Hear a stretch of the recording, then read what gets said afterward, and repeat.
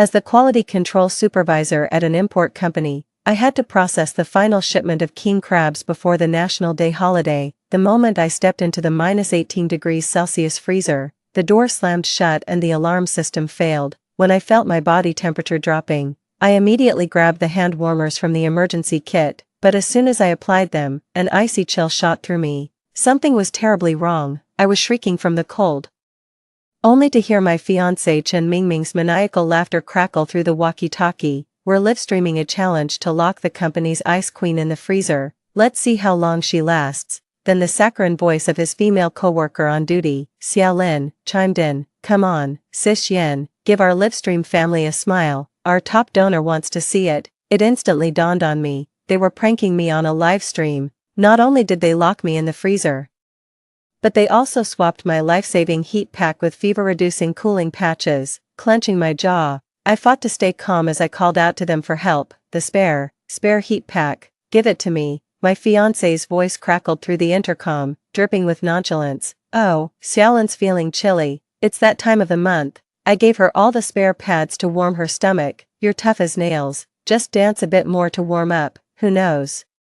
You might even earn some tips from the big shots." I stopped arguing. With numb fingers, I drew the flare gun and aimed it at the most valuable mystery item in the cryo storage, a single vial of frozen sperm worth 200 million. The flare gun's icy metal casing pressed against my palm. I steadied the barrel, pointing it squarely at the silver canister marked AF001. "Chen Mingming, are you sure you want to go this far?" My voice trembled from the cold, yet my tone remained resolute.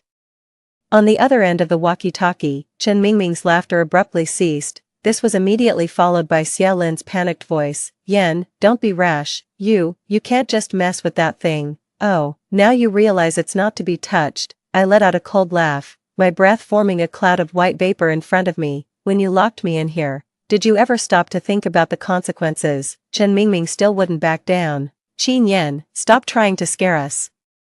It's just a prank. Are you really going to take it out on the company's valuable cargo? Do you even know what that is? Stop pointing it around and put the flare gun down." I ignored him and instead used my free hand to lightly tap the metal can beside me. The can emitted a sharp, ringing echo that cut through the dead silence of the freezer. "This is Director Zhang's most prized possession. She spent a full 200 million to get it from an African tribal chief, all to bear an heir. 1. They say it's a once-in-a-century genetic marvel." As the head of quality control, I personally handled the intake procedures. "What do you think? Do I know or not?" Silence filled the walkie-talkie. I could picture Chen Mingming and Xiaolin's faces in the monitoring room outside, suddenly turning pale. They know the value of this thing better than anyone. On the day it was stored, Mr. Zhang personally supervised everything, even insisting that the movers were brand new gloves.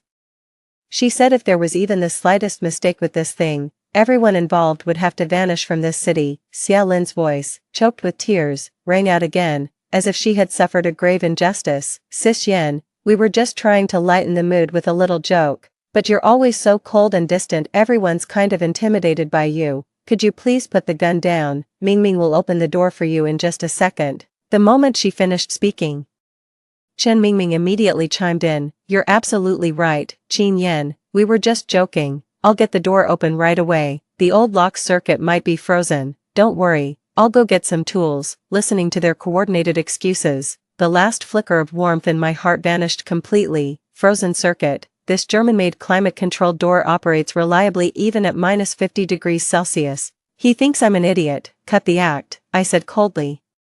"You have 10 seconds to open this door. Don't forget you're still live on air. If Madame Zhang sees her life's work destroyed online because of you, do you think you'll live to see tomorrow? You have 10 seconds, open this door now." 10, 9, I started the countdown, my frozen fingers settling on the flare gun's trigger. The walkie-talkie crackled with Chen Mingming's furious growls and Xiaolin's choked sobs. "You lunatic, Qin Yen. You absolute madwoman." "Mingming GE, what do we do?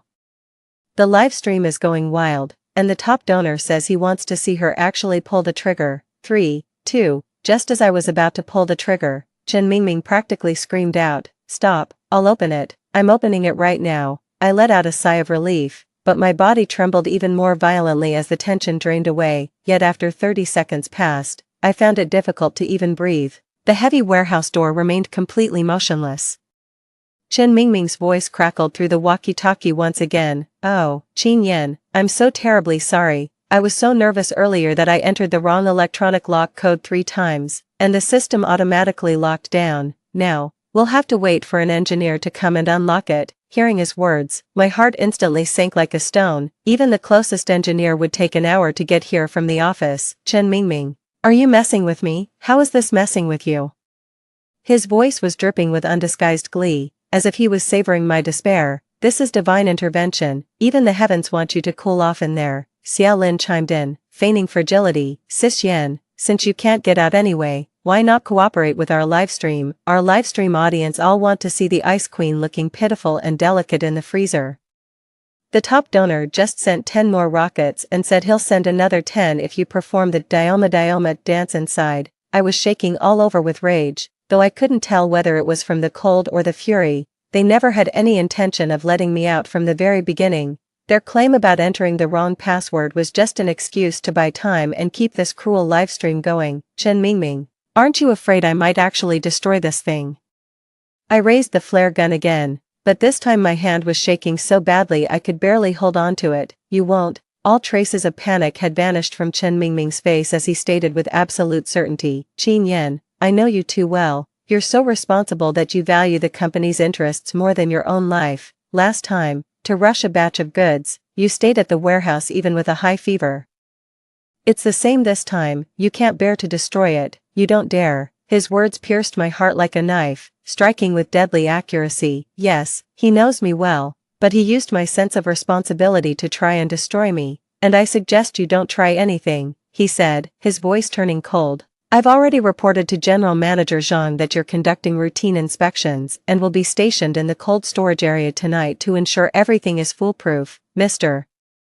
Zhang praised your dedication and mentioned giving you a bonus if you dare touch that. How will you explain yourself when Mr. Zhang arrives? Shameless, he twisted the facts and left me with no way out. If something happens to me here, it'll be labeled as a work-related accident. If I destroy the cargo to survive, I'll be accused of stealing and sabotaging company property. Either way, I lose. A chill shot up from my feet, spreading rapidly through my entire body until even my bones felt frozen. I felt my consciousness fading and my vision growing dim. No, I can't die here. Leaning against the cold shelf, I forced myself to stand steady. Chen Mingming, for the sake of our upcoming marriage, a pleading tone crept into my voice. This was my last hope. Just let me out, and I'll pretend today never happened. The intercom stayed silent for a moment. I almost thought he'd show mercy, yet. With just one casual remark from Xiaolin, all my illusions were completely shattered. Oh, Yanjia, you still don't know, do you? He's already decided to call off the engagement with you. He said being with you is exhausting, like trying to warm up a piece of ice that just won't thaw. And what's more, Xiaolin deliberately drew out her words, her voice dripping with smug satisfaction. I'm pregnant. It's Mingming's baby. We're getting engaged next month. My mind went completely blank with a deafening roar. Pregnant, calling off the engagement. So none of this was just some spur-of-the-moment prank. It was a carefully planned murder all along. They want me dead. Silence. So they can be together without any guilt. Qin Yan, don't blame me for this. Chen Mingming's voice rang out again, cold and devoid of any emotion. If you want to blame someone, blame yourself for being so dull and overbearing. Xiao Lin is more gentle than you. And she knows how to care for a man. She's nothing like you. You can go in peace. Xiao Lin will take good care of everything for you. Your career, your love life, all of it. Despair enveloped me like a giant net, holding me firmly in its grasp. I slid down against the shelf and sat on the floor, feeling my energy slowly drain away. Just then, footsteps echoed from outside the freezer, followed by a somewhat aged voice calling out, Mingming, why are you still at work so late? What are you doing in the monitoring room? It's Uncle Wang, the night security guard. A flicker of hope ignited in me, summoning all my strength. I grabbed the walkie-talkie and screamed, Uncle Wang, help, I'm locked in the freezer. The moment my cry for help ended, Chen Mingming's calm voice came through the walkie-talkie. Uncle Wang, still at work, we're putting in some overtime here. He must have switched the walkie-talkie to a different channel, because Uncle Wang didn't hear my call for help. Oh, it's Sister Yan doing the final inventory check inside. It's the last shipment before National Day. You see, she didn't trust anyone else to oversee it. We'll stay here with her just in case she needs anything. Xiaolin immediately chimed in with saccharine sweetness. That's right, Uncle Wang. Sister Yen is so dedicated to her work. We've all tried to convince her to call it a night, but she just won't listen. She even said the freezer's cool temperature helps her focus and think more clearly about work, too. Uncle Wang seemed convinced by their words, his voice tinged with approval. Ah, that young lady Qin is truly responsible. You've all worked hard too. Alright then, I'll let you get back to work. I'll go check on some other places. The sound of footsteps gradually faded into the distance. My last glimmer of hope was casually extinguished by them. I slumped to the ground, staring hopelessly at the tightly shut door. The walkie-talkie switched back to a private channel, and Chen Mingming's mocking laughter came through clearly. Did you hear that, Qin Yen? Everyone thinks you're a workaholic, a real career woman. Even if you freeze to death in there, they'll just call you a model worker who died on the job. You become the perfect role model for new hires. Xiaolin's laughter grew even more unrestrained. Sis Yen, listen. The top donor just sent 10 carnival gifts. He said if you get on your knees right now and bark like a puppy, he'll tell Mingming to turn up the heat. So, what do you think? This is pure humiliation, absolute degradation. They didn't just want me dead, they wanted to trample my dignity underfoot and grind it to dust before I drew my last breath. I gritted my teeth, the metallic taste of blood spreading through my mouth. My body grew colder by the second, my eyelids heavy as lead. I knew these were the signs of hypothermia progressing into its advanced stages. If this keeps up, I'll lose consciousness before long, and then my heart will stop. Am I really going to die here, trapped in a scheme my own fiancé and his mistress carefully orchestrated? I can't accept this. I refuse to accept this. Using my last ounce of strength, I gripped the shelf and staggered to my feet. If they won't give me a way out, then we'll all go down together. Summoning the final shred of my strength, I steadied my gun hand just as I started to slip. I stopped aiming at the test tube. Instead, I tilted the nozzle upward, targeting the yellow, lethal insulation layer above the shelves. My movement finally seemed to alert Chen Mingming that something was wrong. His arrogant laughter abruptly ceased. You're actually serious? For the first time, genuine panic crept into his voice. He simply mustered all his strength and pulled the trigger. A muffled gunshot rang out, a blinding crimson flame, like an enraged serpent of fire, shot toward the yellow foam in an instant. The next second, the flames erupted with a thunderous roar. A heartrending shriek from Xiao Linqing crackled through the walkie-talkie. Fire! Ah! Then came Chen Mingming's terrified roar. Quick, put out the fire, damn it! But it was already too late. The piercing fire alarm, blaring across the entire factory complex, was instantly triggered. That sound drowned out all the wild laughter and screams.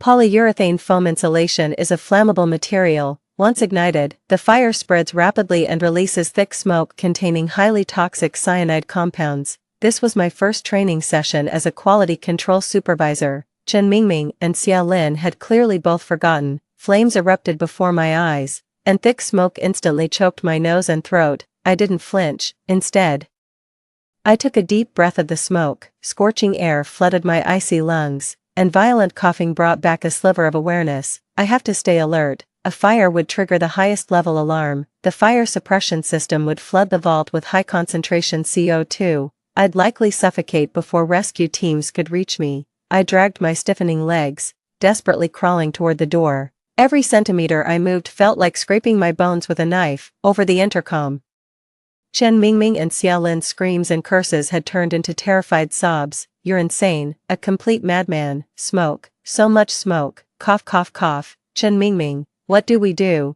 The alarm's going off. The whole factory heard it. How should I know what to do? Run. Footsteps, crashing sounds, cries and shouts. They dropped their walkie-talkies and fled, leaving me alone in this sea of flames and toxic smoke. My lungs burned with searing pain, yet I still managed to smile. Having those two as company on the road to the underworld, not a bad deal. I lay sprawled on the ground, my consciousness fading under the dual assault of toxic fumes and biting cold. Just as my eyelids were about to shut, the door I thought would never open burst apart with a deafening crash. A blinding light flooded in. People rushed inside, more than one. It was the firefighters and Uncle Wang in his security guard uniform. There's someone here, quick, get them out. As I was lifted onto a stretcher, the violent jostling gave me a glimpse of the surveillance room. The place was completely deserted. Chen Mingming and Xiao Lin had actually fled. I was loaded into the ambulance, an oxygen mask clamped over my face, gasping for air. Through my blurred vision I saw the livid face of Mr. Zhang, the company's big boss. A trembling figure stood beside her. It was Xiaolin. She had been captured. Qin Yan, Boss Zhang rushed to the ambulance and grabbed my hand. "How's my baby?" I looked at her, tore off my oxygen mask, and mustered every last ounce of strength. The jar is safe, but the insulation layer is burned out, and the cooling system has shut down. The temperature is rising with every second that passes. Your precious son is about to be cooked alive. Mr. Zhang's face instantly turned ashen. She released me and bolted toward the cryochamber like a woman possessed. "Now, alert the specialists, prep the liquid nitrogen. We must preserve it at all costs." I watched her retreating figure, readjusted my respirator, and closed my eyes. Chen Mingming, Xiaolin, Director Zhang, the show has only just begun. I woke up in the hospital, severe hypothermia, coupled with inhalation lung injury. The doctors said it was a miracle I managed to cheat death and make it out alive. Lying in the hospital bed, I gazed at the moon outside my window. Today is National Day, and also the Mid-Autumn Festival. A day when families should be reuniting under one roof. My parents passed away long ago, leaving my fiancé Chen Mingming as my only family, the fiancé who wants me dead. The hospital room door swung open. Chen Mingming and Xiaolin walked in. Following close behind them were Chen Mingming's parents. "Yan Yan, you're awake, thank heavens." Chen Mingming's mother rushed to my bedside and squeezed out a few tears. "Oh, you silly child, why would you do something so drastic? Even if you don't approve of Mingming and Xiaolin's relationship, setting yourself on fire is no way to handle it." I stared at her, completely speechless. "They're twisting the truth. The whole family is good at that." Chen Mingming's father put on a stern face and spoke in a condescending tone. "Qin Yan, you've really crossed the line this time. The company has suffered massive losses, and President Zhang is furious. Mingming and Xiaolin not only lost their jobs but are now facing enormous compensation claims. Are you happy now?" I stared at them coldly. "What are you talking about?" My voice was hoarse, grating like sandpaper. "What do you mean I set the fire to kill myself?" Xiaolin immediately ducked behind Chen Mingming, putting on a wounded expression. "Sis Yan, we know you're angry, but that doesn't mean you can lie to us. The security footage clearly shows you were the one who fired the shot that started the fire. We couldn't have stopped them even if we tried." Chen Mingming nodded along, his face filled with anguish. "Yan Yan, I know you blame me, but we really just meant it as a joke. We never intended to hurt you. You let your emotions get the better of you, and that's why you did something foolish. Things have gotten out of hand, but we're in this together. Okay, tell the police and Mr. Zhang that it was just an accident. For the sake of the baby in Xiaolin's womb, and for the fact that we're about to get married." I couldn't hold back any longer and let out a ragged scream. "Three, who said we're getting married? Chen Mingming, have you no shame?" My shouting aggravated the injury in my lungs, and a violent coughing fit left me gasping for air. Chen Mingming's mother immediately came over and patted my back, saying with feigned concern, "Oh, don't get so worked up. Your health is what matters most. Mingming only has your best interests at heart. Look at you, with such a temper. What man could possibly put up with it? Xiaolin is so wonderful, gentle, obedient, and she's carrying our grandson, you barren hen, hogging the spot without producing anything. How shameless can you be?" Her words pierced my heart like a poisoned blade. "A barren hen. We've been together for 3 years without having children because Chen Mingming said he wasn't ready yet. He claimed he wanted to wait until his career was stable before giving me a secure home. Turns out, it was all lies. He wasn't unprepared, he was just waiting for another woman to bear his child." I pointed at the door, summoning every ounce of my strength. "Get out, all of you, how dare you defy me?" Chen Mingming's father flew into a rage and raised his hand to strike me. A figure in police uniform stood blocking my hospital bed. "Police investigation in progress. All non-essential personnel please leave." 2 police officers entered the room with stern expressions. The Chen Mingming family's aggressive demeanor instantly deflated at the sight of the police officer. "This is a family matter. We received a report that Ms. Qin Yan is suspected of intentional arson, endangering public safety." The lead officer glanced at me, then turned to Chen Mingming. "Chen Mingming, Xiaolin, you are both suspected of unlawful imprisonment and attempted murder.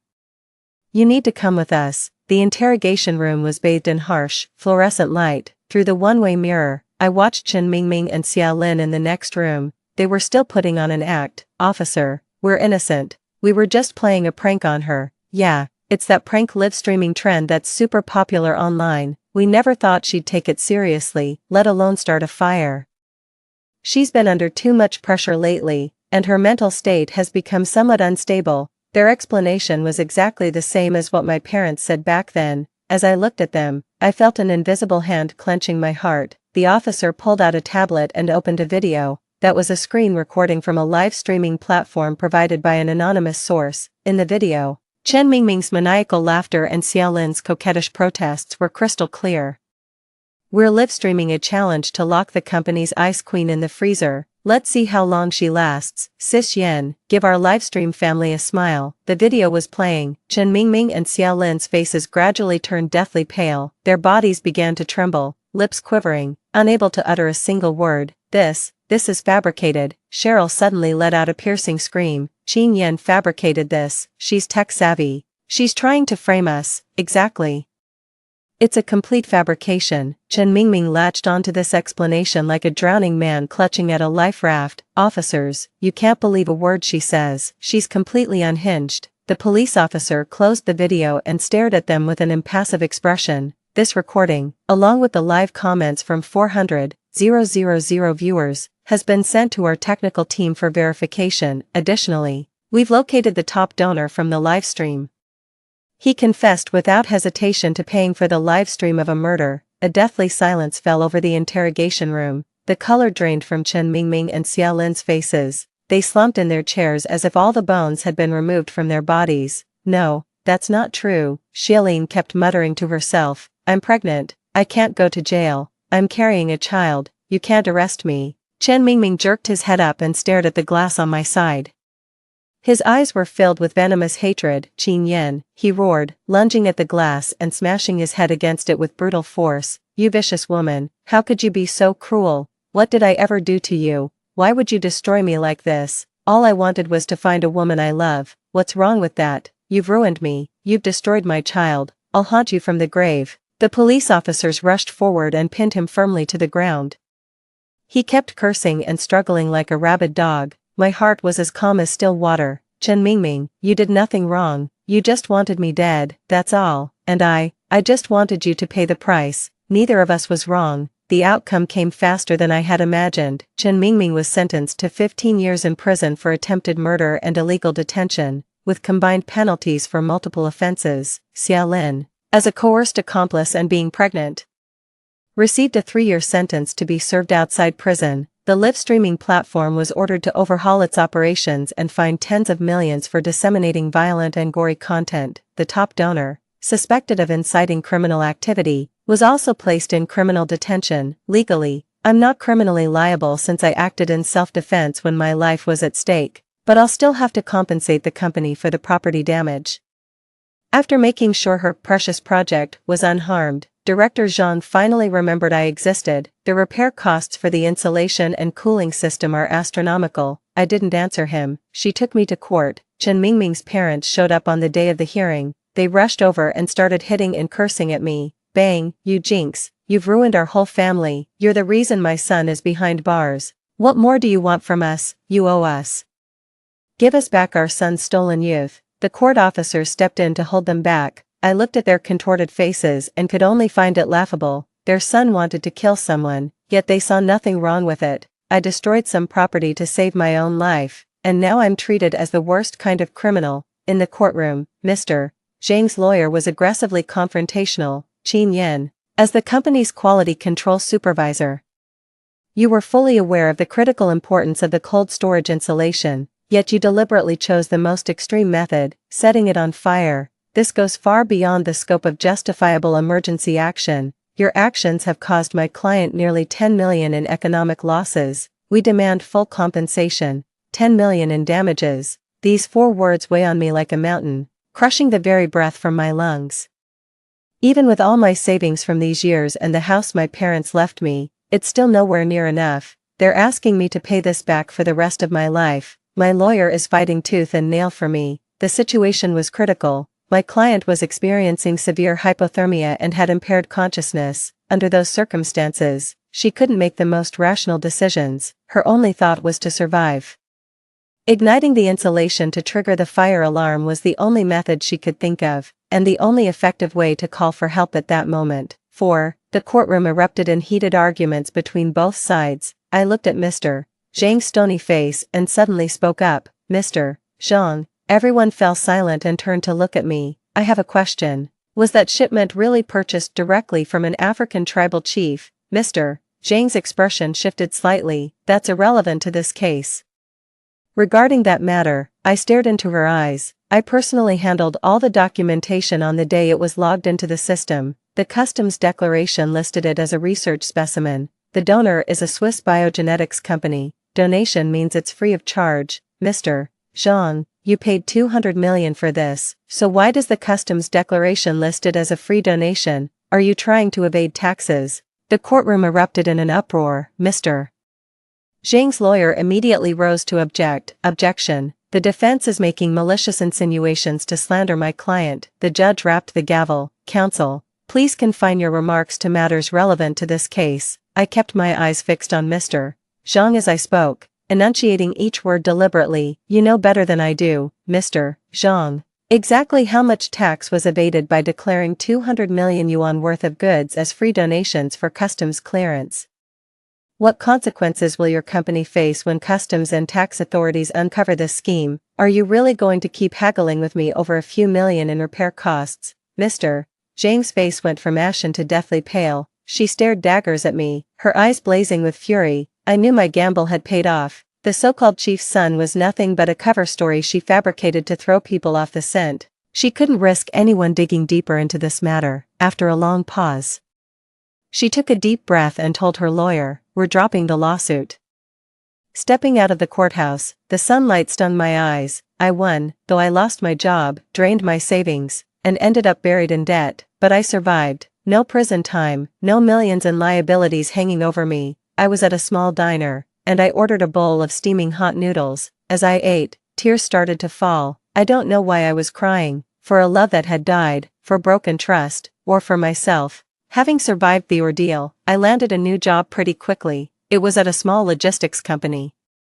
Still doing quality control. Life was tough, but I felt grounded. I laughed. Shailene still texted me from time to time. Because of the child, Chen Mingming's parents gave her special care. They kept calling her daughter-in-law and did everything in their power to fulfill Xiaolin's every request. Maybe it's for the best. They didn't even have time to look after Chen Mingming, who was already in prison. They've already written Chen Mingming off in their hearts. Now I'm the Chen family's only hope.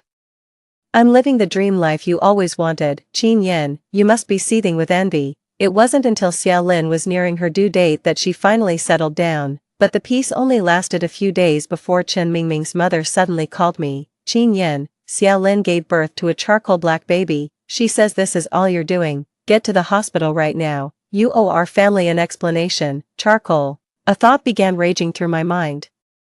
I immediately hailed a cab to that hospital. As soon as I stepped off the elevator on the maternity ward floor, I heard a heated argument erupting from the far end of the corridor. You shameless bitch. It was the shrill voice of Chen Mingming's mother. What sin has our Chen family committed to deserve someone like you? My son is rotting in jail, and you're out here cheating on him. Tell me, who fathered this black bastard? Then came Cheryl's weak but piercing retort. I never cheated on him.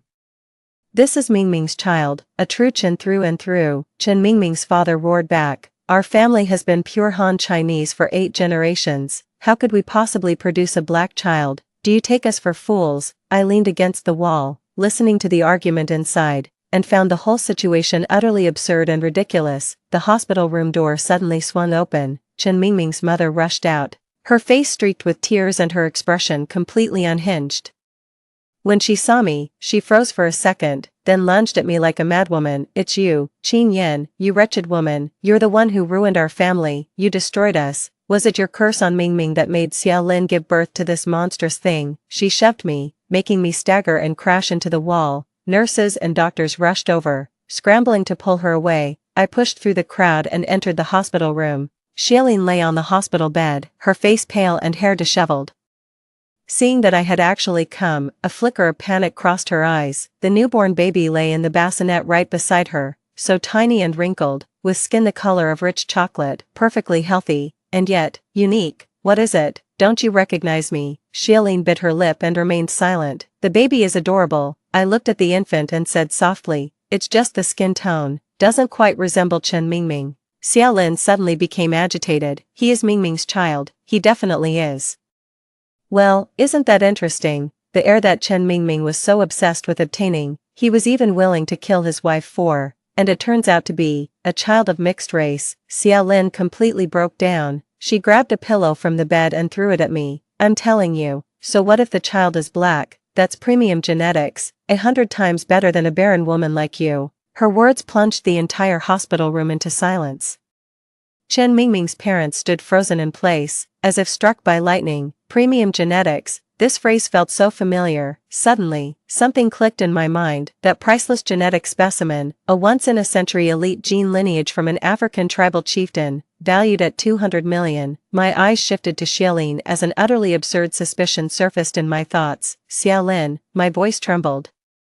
"It was you and Chen Mingming who went to Africa on that business trip to meet with the tribal chief, wasn't it?" 5. Xiaolin's body went rigid, her eyes began to dart away, her face growing even paler than before. I don't know what you're talking about." "Yes, you do." I stared at her unblinkingly. "When the goods were received, I reviewed the handover records. Both of your signatures are on there. You weren't just the contacts. You were the escorts for the entire journey. All the way from Africa to the company's cold storage facility. You two are the only ones who had direct contact with that chieftain." Chen Mingming's father seemed to have realized something as well. His finger trembled as he pointed at Xiaolin. You shameless." Cheryl was completely panicked. She struggled to sit up from the hospital bed, stammering out a frantic defense. "No, it's not what you think. I just thought that chieftain was really impressive. Everyone says his genes are a once-in-a-century marvel. I want a piece of that too." I was thinking, if our child could inherit even a fraction of those elite genes, Mingming would be absolutely thrilled. I never imagined it would be like this. I thought I'd just become a bit smarter, a bit stronger. How was I supposed to know? How could I have known I'd turn into a black person? Her words exploded like a bomb in the hospital room.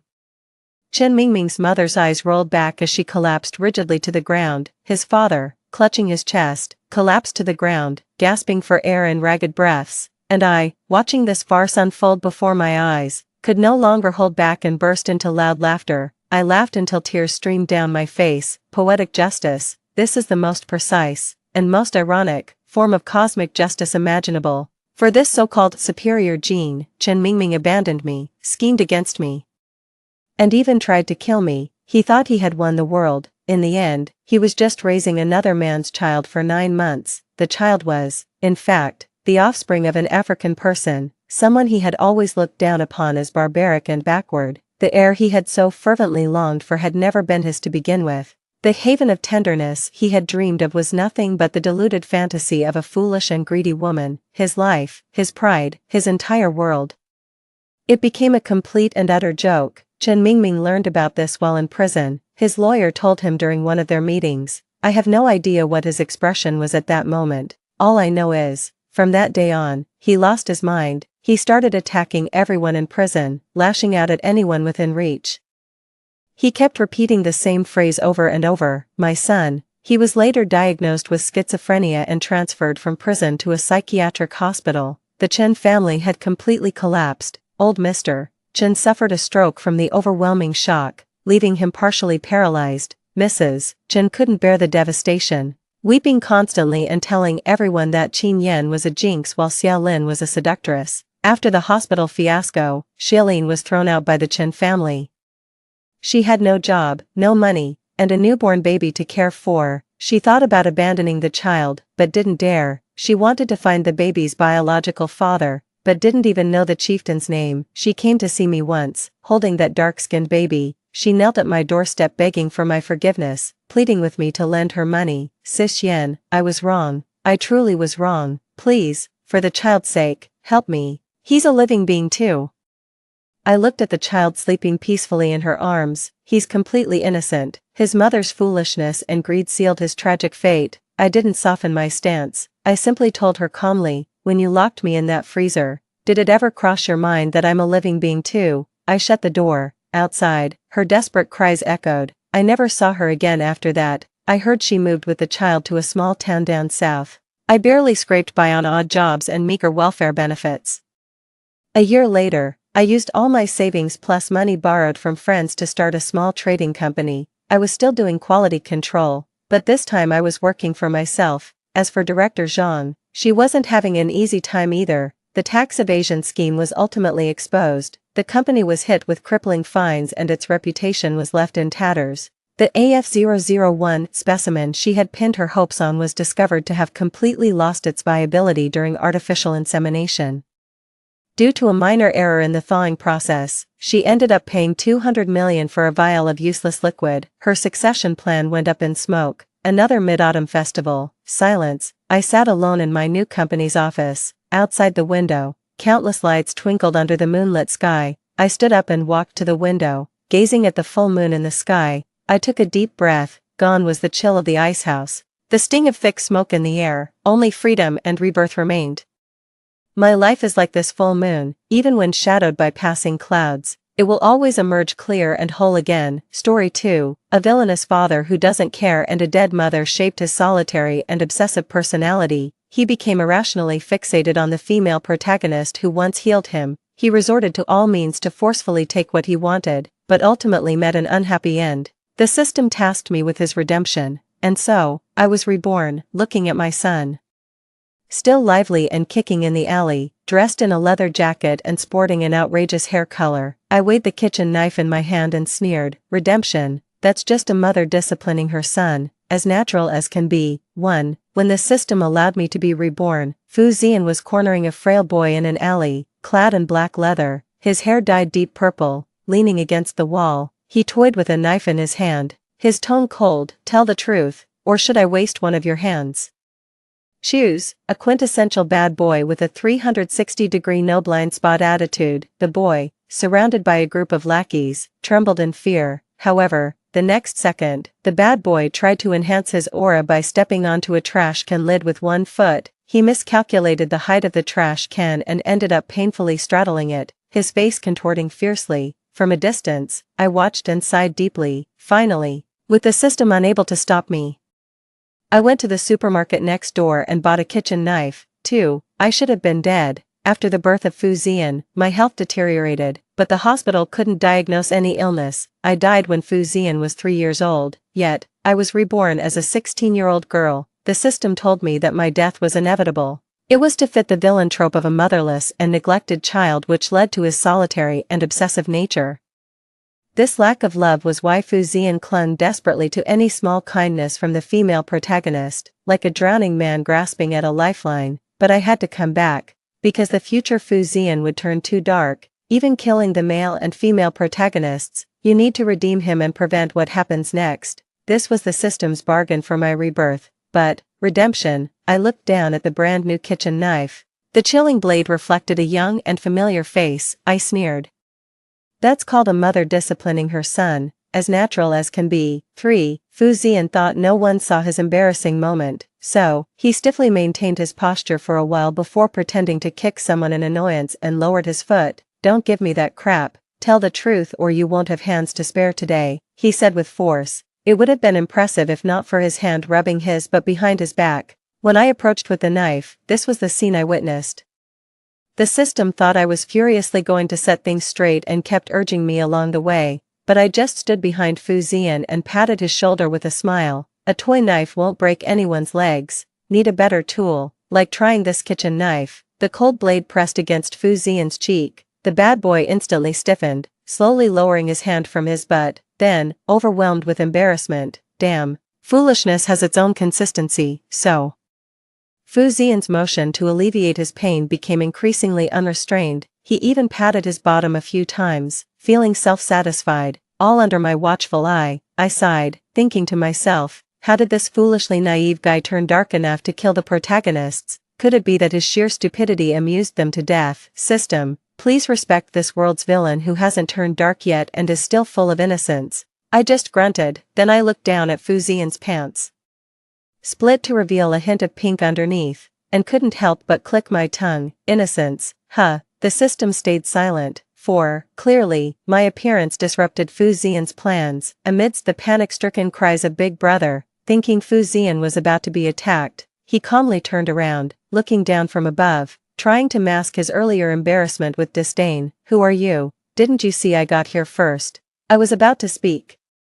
Just as I was about to remind him that his pants were split, an angry female voice rang out, "Fu Zian, you're bullying another student again." This was the moment Fu Zian and the female protagonist first met. In the original story, it was just a brief mention. Su Xiaoxiao stopped Fu Zian's bullying and successfully caught his attention, but in reality, Fu Zian faced much more. A girl with glasses rushed over and began scolding Fu Zian. Fu Zian rolled his eyes, finally interrupting, "Zhang Shui, do you really think being a class monitor gives you the right to discipline me? My dad doesn't even care about me. What right do you have?" Zhang Shui's face turned ashen. I couldn't help but furrow my brow at what I heard. Just as I was about to speak, I sensed something and spun around.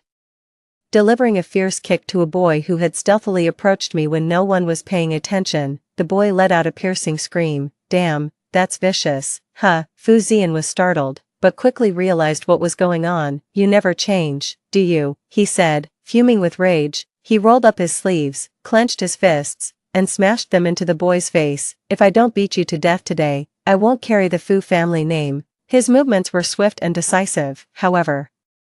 The stain on his pants grew larger. Silence fell all around, except for Zhang Shui, feeling humiliated by Fu Zian and unusually angry, her voice sharp. "Fu Zian, I'm going to tell the teacher. With your behavior, no wonder the Fu family doesn't want you." Fu Zian's self-assured posture stiffened instantly, his face darkened, and he glared at Zhang Shui with a menacing look. "Say that again, what did I say wrong?" Zhang Shui shrugged off Su Xiaoxiao, who was trying to hold her back, lifted her chin defiantly. "When Mr. Fu and Teacher Qiao get married, let's see how long you can keep being arrogant." Fu Zian clenched his fists at his sides. He stared intently at Zhang Shui, taking a step forward unconsciously. "He can stay arrogant for quite a while, considering the Fu family has been blinded more than once." I tiptoed and patted Fu Zian on the head, coaxing, "Be good, stand behind me." Fu Zian suddenly relaxed. He turned to look at me. You're all the same."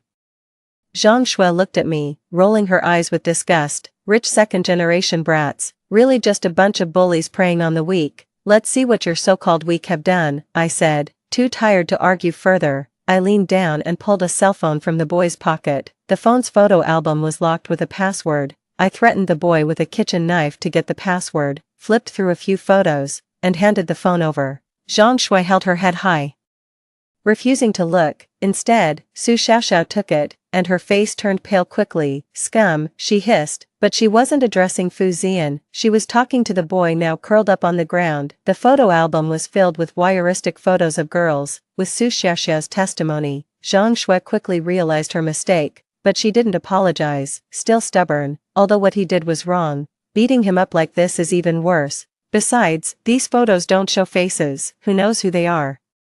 Maybe he was just looking at them in private. You should apologize first for hitting him. Even Su Xiaoxiao quietly distanced herself a bit more from her. Fu Zian commented, "Idiot, you're right." The anger I had been suppressing finally exploded. The system said this was because it needed to fit the antagonist's persona in this world, so, except for the female lead, everyone was irrationally hostile towards Fu Zian. Laughing in anger, I said, "If you think his actions weren't that bad, then I'll take some private photos of you right now. They won't show your face, and I'll just look at them myself." "What are you doing?" As I walked towards her, Zhang Shui screamed. "She warned me. This is illegal. I'm calling the police." I ignored her and continued, until Zhang Shui broke down crying. Expressionless, I said, "Since you know voyeurism is illegal, why are you so sure Fu Zian did wrong?" "He's just a thug." "A thug," I laughed.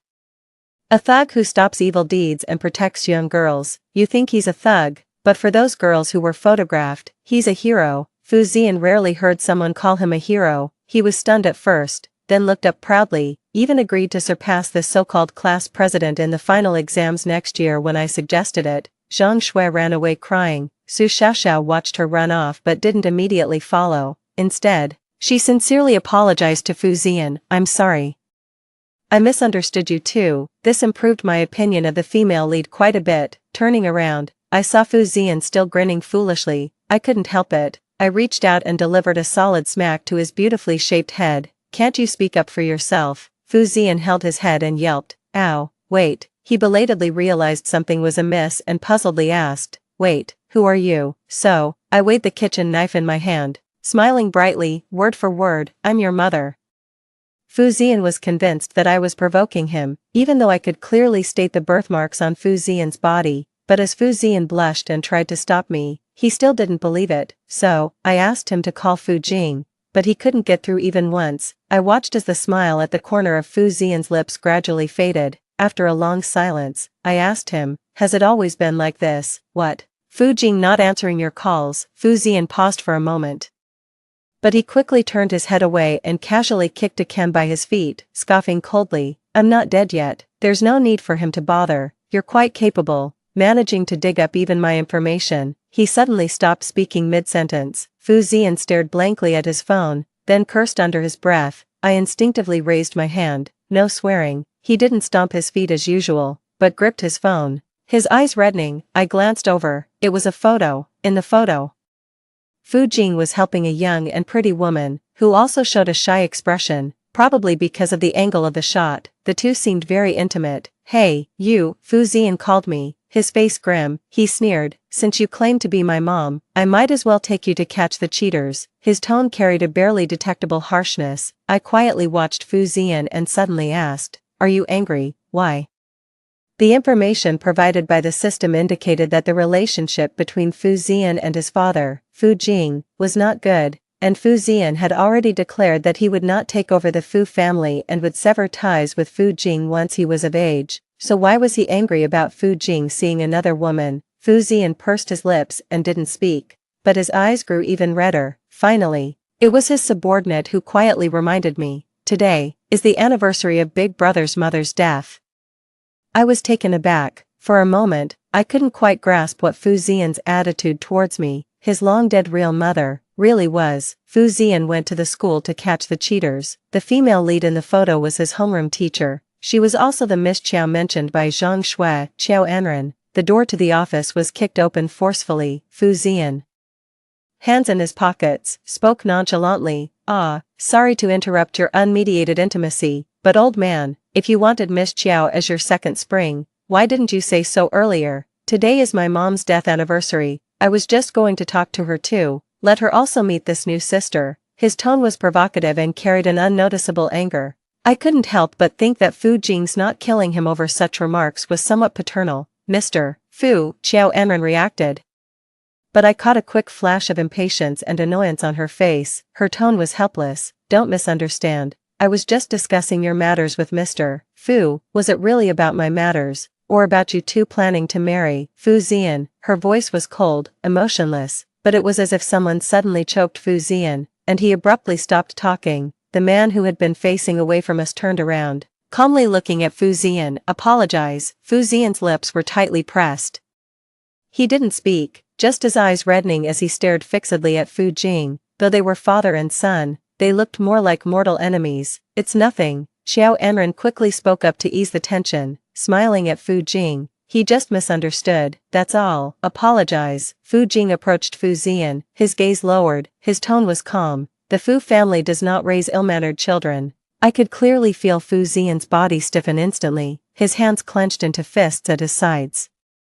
Thinking to myself, this kid verbally claims he doesn't need Fu Jing, but clearly, he cares deeply about what Fu Jing says. So, I sighed, although it's probably a problem with the Wen family's genes. "But Mr. Fu, isn't it a bit too much, always elbowing out like this?" Fu Jing paused, as if suddenly frozen. This outburst also reminded Fu Zian that I was still beside him. He turned his head, using a stern look as leverage. They pulled me back by the arm, muttering in a low voice, "Picking a fight with him at this time, even I can't save you." "Fu Zian, who is she?" It was then that Fu Jing noticed me. Previously obscured by Fu Zian, the normally aloof and proud man unexpectedly showed a moment of disarray. He grabbed Fu Zian's arm, staring at me unblinkingly, his voice slightly trembling. He repeated, "Who is she?" Fu Zian was taken aback. "She, sorry to have tainted your noble Fu family bloodline." Overwhelmed with guilt, I might as well have popped straight out of my coffin to apologize to President Fu in person. "Right." I looked up at Fu Jing with a challenging smile,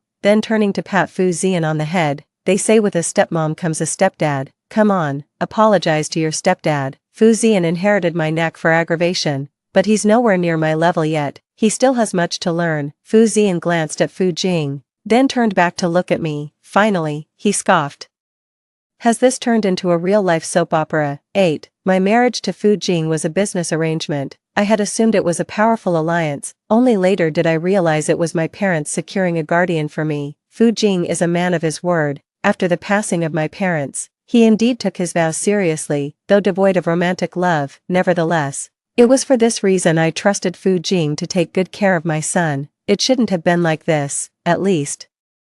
I heard you're getting married to Miss Chiao. Congratulations. The concept of coming back to life was utterly bizarre, hence, Fu Jing, regaining his composure, made a great effort to maintain his calm as he led me and Fu Zian away. A partition raised. I looked sideways at Fu Jing. He had returned to his usual cold demeanor, as if his earlier lapse was merely my imagination. His eyelashes quivered, his tone unusually flustered. Don't listen to his nonsense. I haven't. Fu Jing paused, seemingly embarrassed to continue. This man was blessed with good looks, seemingly favored by time itself. Looking at Fu Jing's face, which had barely changed, I smirked. Actually, it's okay if you want to marry someone else. Besides you, I never thought about marrying anyone else. Both voices sounded simultaneously, then both paused, surprised by the other's words. I was the first to recover, smiling lightly. You fulfilled your promise to my father, so you don't need to worry about that anymore. Besides, you're still young,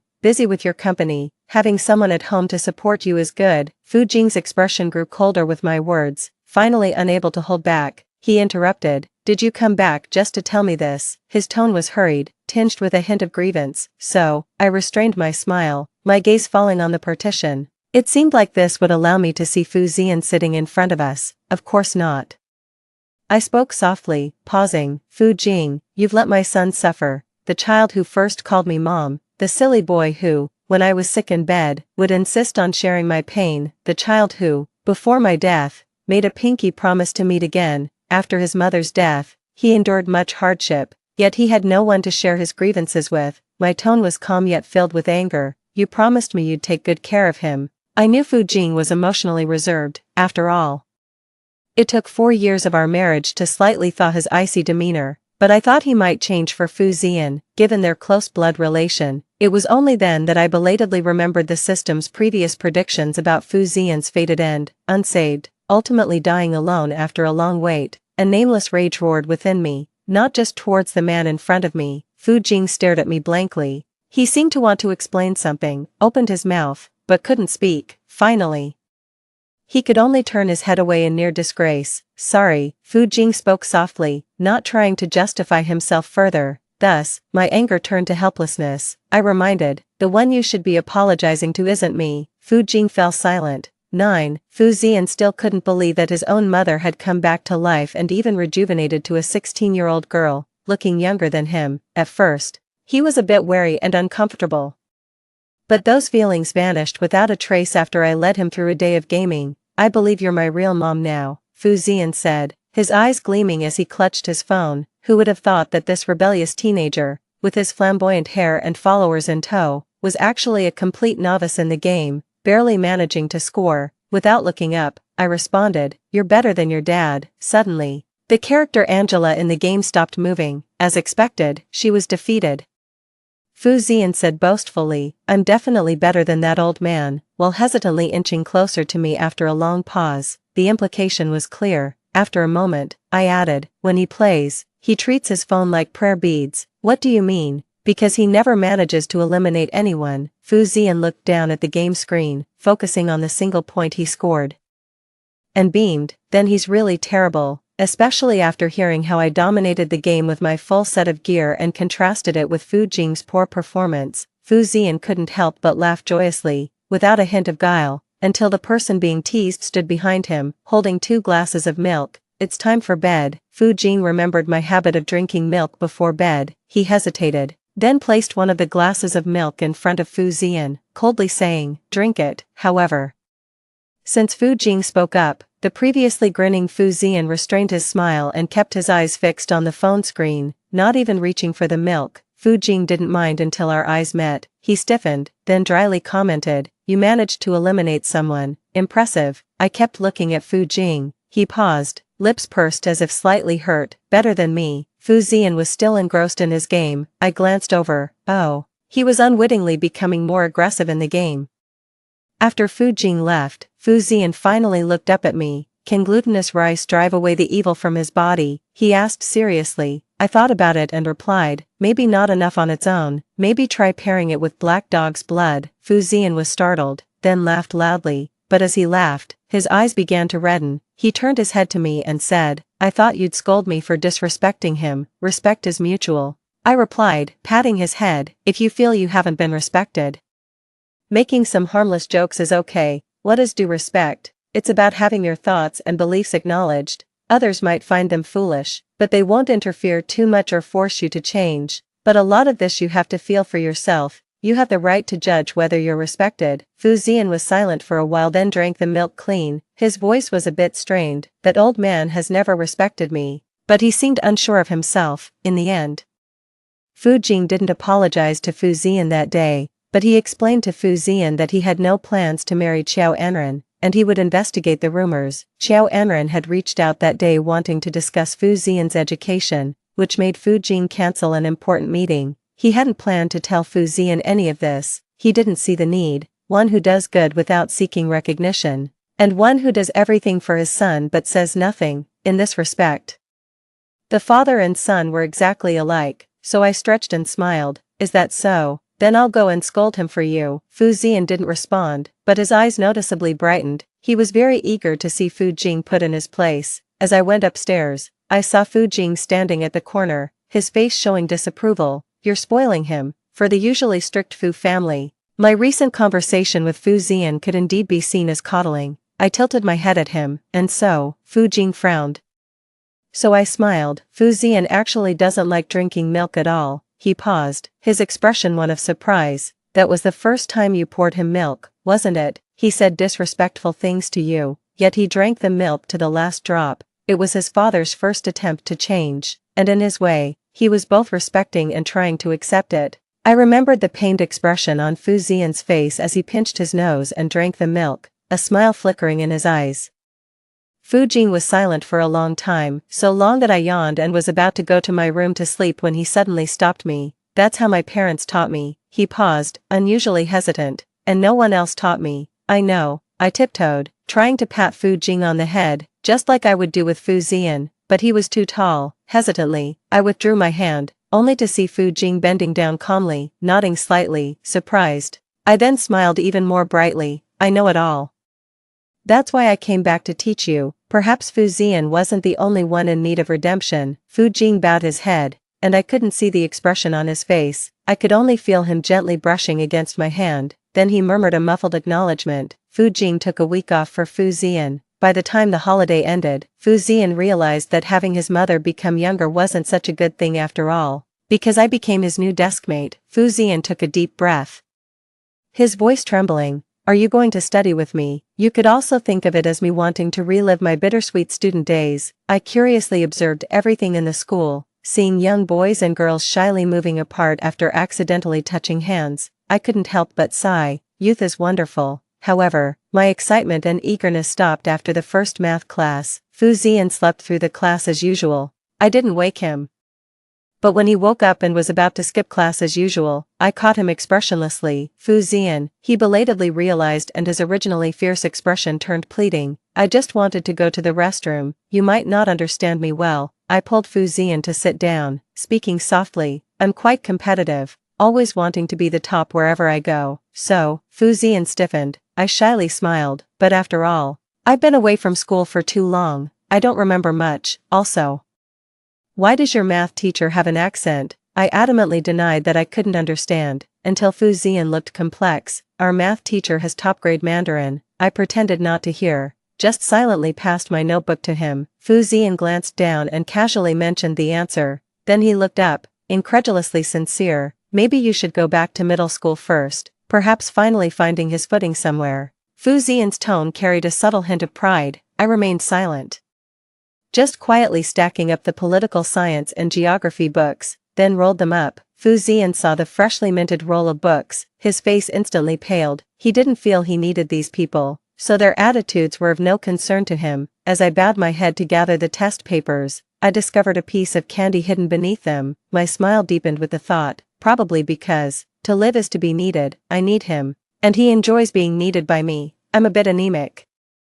But I forgot to bring sugar today, Fu Ziyan noticed. Su Xiaoxiao nodded thoughtfully, yet, a fleeting shadow of sadness quickly crossed her eyes. Su Xiaoxiao and Fu Ziyan had an argument. It started when Fu Ziyan accidentally broke Su Xiaoxiao's glass doll. Normally good-tempered, Su Xiaoxiao lost her cool for the first time, and Fu Ziyan, always pampered and spoiled by others, so, what should have been an apology turned into an impatient, "It's just a broken toy, if you like it. I can buy you 10 or 8 to make up for it," especially when everyone blamed Fu Ziyan. He grew so angry that he flipped a table. "Mind your own business, get lost," he barked, his fierce demeanor silencing everyone. I was sick and on leave for a few days, only to return and find out that the two had been giving each other the cold shoulder for days. Fu Ziyan didn't have many friends, and Su Xiaoxiao was barely one of them. Now, even she was ignoring him. After seeing Fu Ziyan's temper, the previously subdued fear among the classmates resurfaced. It seemed he was falling back into the isolation he had faced before, but something was different this time. Watching Fu Ziyan poke the back of the front desk, intending to ask about homework, I noticed his sudden stiffening upon seeing the panic and fear in the other's eyes. It was clear he was beginning to care about how others viewed him, yet, I didn't remind him or ask about his issue with Su Xiaoxiao, until Fu Ziyan couldn't hold back anymore. "Why aren't you criticizing me?" "Criticize you for what?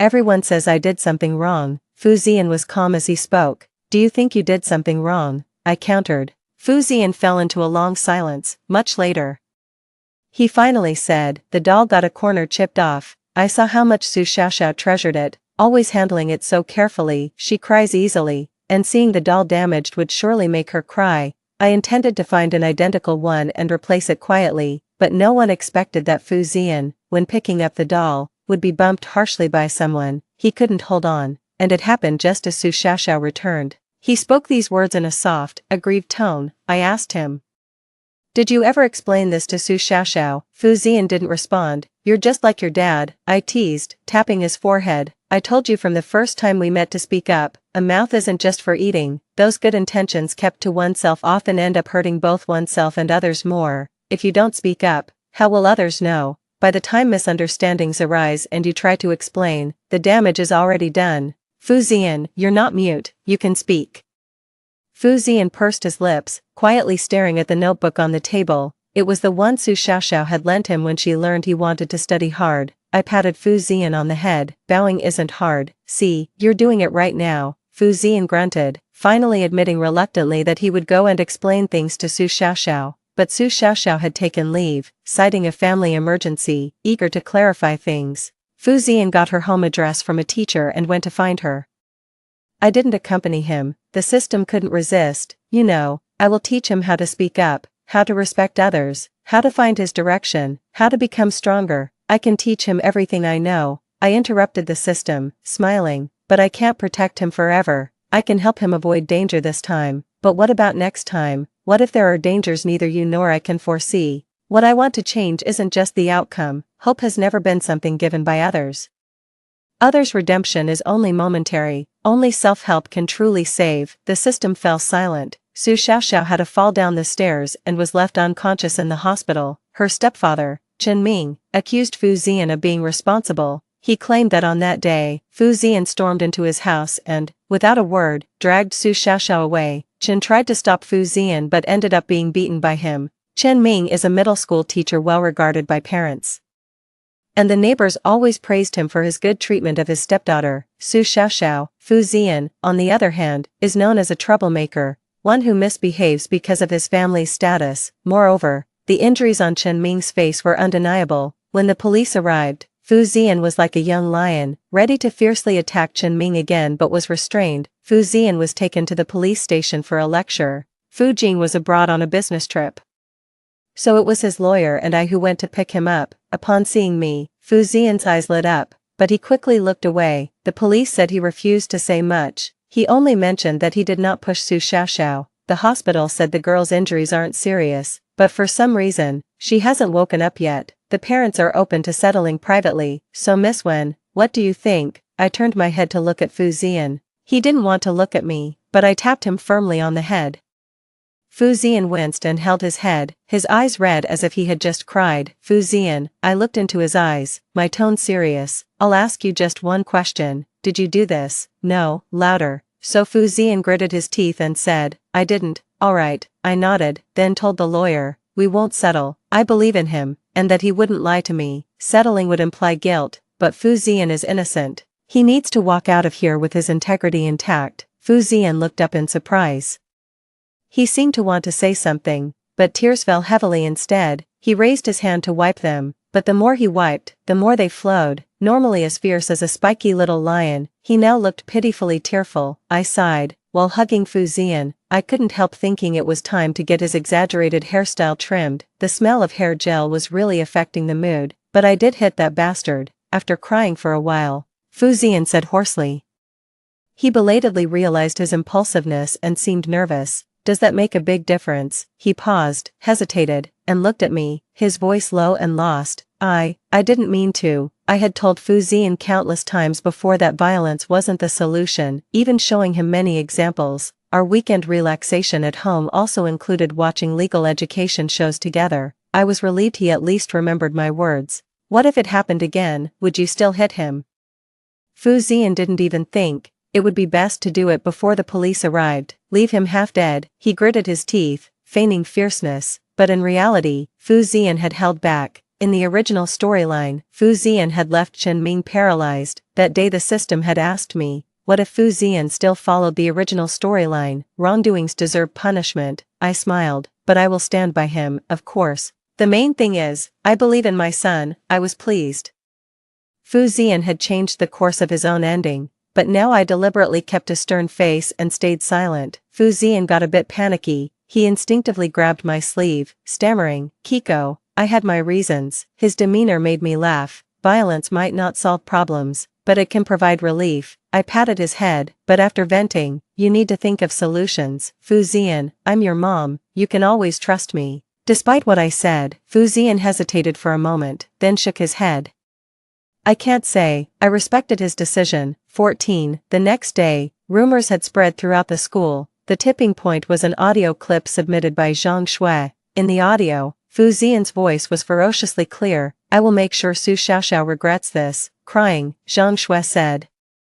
That day, Xiaoxiao was worried that Fu Ziyan would lose his temper out of embarrassment. I never imagined he could be so ruthless. Xiaoxiao had always been good to him, and it was clearly Fu Ziyan who was at fault that day. It's all my fault for not standing up sooner. Would Xiaoxiao have been spared if I had? This convinced many that Fu Ziyan was seeking revenge. What was initially indifference turned into loathing and hostility, even though some tried to defend Fu Ziyan.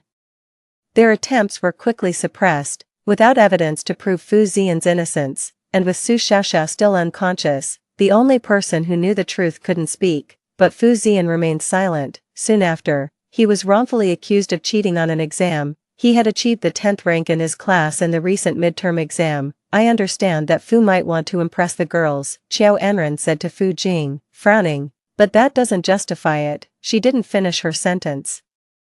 But the implication was clear. Qiao Enren expected Fu Jing to reprimand Fu Ziyan as usual and then comfort Fu Jing herself. But this time, Fu Jing merely looked at her quietly. Does teacher Qiao have any evidence when making these claims? Qiao Enren was taken aback. She quickly masked her panic with a smile. Though it's just a speculation, Fu has never paid attention in class, and in such a short time. Since it's just speculation, what basis does teacher Qiao have to assert that he definitely cheated? Qiao Enren couldn't maintain her embarrassed smile, especially when Fu Jing asked Fu Ziyan in front of her, did you cheat? His tone was typically indifferent but now carried a protective edge. It was the same scenario. Fu Ziyan hesitated for a second before responding with the same answer. I did not. Good. Fu Jing nodded, his expression icy as he turned to Qiao Enren. It's quite inappropriate for a teacher to slander a student without any evidence. Teacher Qiao, I expect you to apologize to my son in front of all the students. This was the first time Fu Jing publicly acknowledged Fu Ziyan as my son. Fu Ziyan stiffened, his face flushing red, but he held his head high. With his striking hair color, he looked like a rooster victorious in battle. I couldn't help but laugh at my own thought. Then turned and left. If the kid's father is stepping up, I need to as well. It wasn't long before many of Fu Ziyan's classmates came to the office to vouch that he hadn't cheated. Among them were several who had asked Fu Ziyan for help or had eavesdropped on his lessons. He had a knack for scientific thinking. Even with a poor foundation, he quickly grasped concepts if he put his mind to it. Initially, some were afraid to approach him, but seeing how Fu Ziyan, even when exasperated to the point of banging his head against the desk, never refused to help, gradually eased their fears. Despite calling them fools, Fu Ziyan never turned anyone away. Some were close friends with Su Xiaoxiao. They mentioned how Su Xiaoxiao had spoken of Fu Ziyan standing up for a girl. Actually, we never really believed what the class monitor said, they admitted, because after that day, Xiaoxiao stopped talking to the class monitor. It was these people who continually spoke up for him during his ordeal, though they were still somewhat intimidated by Fu Ziyan. From a distance, I saw Fu Ziyan standing stiffly. He seemed a bit lost, his eyes reddened. Then, when no one was looking, he quietly lowered his head. That's enough, I thought. 15. The complete reversal happened the day Su Xiaoxiao woke up. The first thing she did upon regaining consciousness was to report Chen Ming for harassment. Originally, there was a scene where Fu Ziyan protected Su Xiaoxiao, but at that time, no harm had come to her. Grateful to Fu Ziyan and feeling guilty that his attempt to protect her almost led to serious trouble, she treated him even better afterward. This, in turn, only fueled Fu Ziyan's possessiveness towards her. The system said the original special plot couldn't be changed, so I had to try and alter the path leading to that story's conclusion. Fortunately, I succeeded. The truth finally came to light. That day, Fu Ziyan had intended to clear things up with Su Xiaoxiao. Unexpectedly, he stumbled upon Chen Ming behaving indecently with Su Xiaoxiao. No one could have imagined that Mr. Chen, who appeared gentle and cultured, teaching and nurturing at school, was secretly harboring sinister intentions towards his own stepdaughter. Fu Ziyan wanted to take Su Xiaoxiao away, but was stopped by Chen Ming. In the scuffle, Su Xiaoxiao fell down the stairs. In a panic, Fu Ziyan called an ambulance, not anticipating that Chen Ming would preemptively call the police and falsely accuse him. With Su Xiaoxiao's testimony, Chen Ming was arrested. He had been confident that Su Xiaoxiao would not dare to speak out about the incident. At the time of his arrest, Chen Ming was in the process of assaulting Zhang Shui, due to a previous loss of face caused by Fu Ziyan. Combined with Su Xiaoxiao's deliberate distancing, Zhang Shui harbored resentment against Fu Ziyan and colluded with Chen Ming. But she didn't anticipate that her actions would ultimately harm herself. When she was rescued, Zhang Shui was on the verge of a breakdown, yet, no one sympathized with her. Qiao Anren, who had previously falsely accused Fu Ziyan of cheating on a test but refused to apologize, was also disciplined by the Education Bureau. Later, she was reported for trying to seduce a student's parent and for spreading inappropriate comments among the student community. Qiao Anren could no longer remain at the school. She got what she deserved. On the day the disciplinary document was issued, I took a copy of a letter to find Fu Ziyan. Recently, wherever he went, he received looks of guilt mixed with admiration. Annoyed, Fu Ziyan decided to find a quiet place to be alone. When I found him, he was watching people play basketball. Su Xiaoxiao asked me to say sorry to you. I sat down next to him,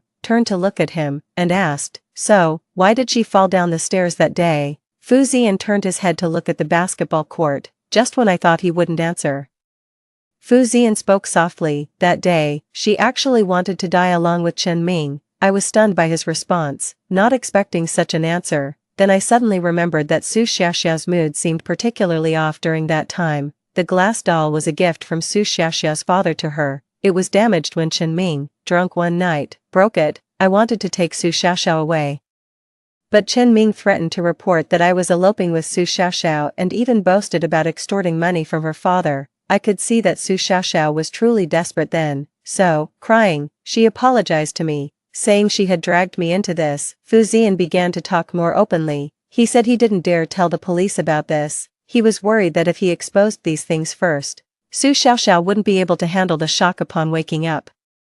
She's a young girl, already frightened and desperate about what happened. Now, with the so-called victim blaming, if she wakes up and hears some harsh words. Fu Ziyan ruffled his hair. He wanted to wait for Su Xiaoxiao to wake up and decide for herself. And what if Su Xiaoxiao wakes up and doesn't want to reveal these things? I asked him, if Su Xiaoxiao chose to hide the truth, then no one would know what really happened that day. The undeserved blame would remain on Fu Ziyan. Fu Ziyan paused and then gave me a wry smile. I hadn't thought that far, but I'm a guy, and I can probably handle pressure better than a girl. Didn't you once say I was a hero? You know, I found being a hero quite interesting. Saying this, Fu Ziyan's eyes sparkled. He had already prepared himself to take the blame. He also remembered how I had first called him a hero when we met. My nose suddenly tingled. And then I pinched his face hard, almost through gritted teeth. Idiot. What kind of foolish son do I have? What's the point of having parents if not to help? Don't you know my people were following you that day, and your father had already gathered evidence? All you had to do was speak up once, and we could handle the rest. How many times have I told you, you have a mouth to speak? If there's a next time, I'm just afraid that if I spoke up, I might not be able to handle people insulting me. Fu Ziyan suddenly interrupted me. He hastily bowed his head.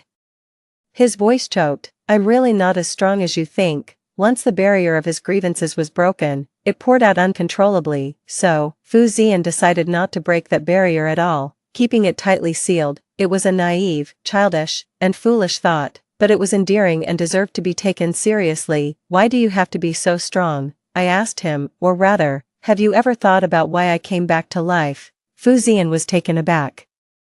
It's because a mother saw her precious son being wronged. He's so kind and sensible. Why should he suffer so much? The tragedies forced upon him filled me with anger and pain. Nobody is born wanting to be the villain. I blinked, suppressing the sourness in my throat, and continued. So I came back to be the support my son needs. If he has to be this strong, doesn't that make me a rather useless support? Fu Ziyan recovered his composure. He looked down, his voice muffled. What if I'm not as good as you think? What if, when we first met, I wasn't stopping that boy from taking unauthorized photos, but was actually just bullying someone? Fu Ziyan's voice trembled. Then I would scold you, and even say harsh things out of anger. Like how could I have such a disobedient son? I noticed Fu Ziyan's hands clenched tightly on his knees. He was nervous, so I smiled sincerely and said, but I will never give up on you. I'm glad. You are even better than I imagined. His clenched hands gradually relaxed. Fu Ziyan, with a nasal voice, said, but you are as good as I imagined. What? Once, when I was under anesthesia and didn't wake up, I dreamed you came to see me. You asked why I'm here, and I said because I missed you. Fu Ziyan broke into a smile. Actually, during that time I was always causing trouble, and Grandma and Grandpa didn't like me. No, that's wrong. Nobody liked me then. I thought you would scold me too. And tell me to go back and be a good kid, but you just told me to go back and eat well. My vision blurred. I laughed along. So, did you listen to me in your dream? Yes, Fu Ziyan sniffed, trying to appear proud. I woke up that day and ate several big bowls of rice. He paused, then said softly and shyly, Mom, I really missed you. This was the first time Fu Ziyan called me Mom. It made me want to hug him and cry, but that would be too embarrassing, so I casually threw him the letter in my hand. So your mom came back with a gift to see you. It was a letter taking Qiao Enren to the Education Bureau. Everyone signed it except for Zhang Shui, including Su Xiaoxiao. Fu Ziyan stared blankly at it, then stubbornly said, I don't need their validation. But the corners of his lips curled up, and his eyes sparkled. He made me laugh. Then perhaps you need a second gift. What? I handed him the ongoing phone call. His expression tensed as he guessed something. Until a very clear I'm sorry came through the phone. Fu Ziyan's hand holding the phone stiffened. He looked at me almost helplessly, opened his mouth but didn't know what to say. Keep listening. I mouthed for him to continue. Fu Ziyan pursed his lips, his expression extremely serious, but the next sentence didn't come through the phone. I thought about it. Maybe these words should be said in person. A familiar voice came from behind, accompanied by barely noticeable breaths.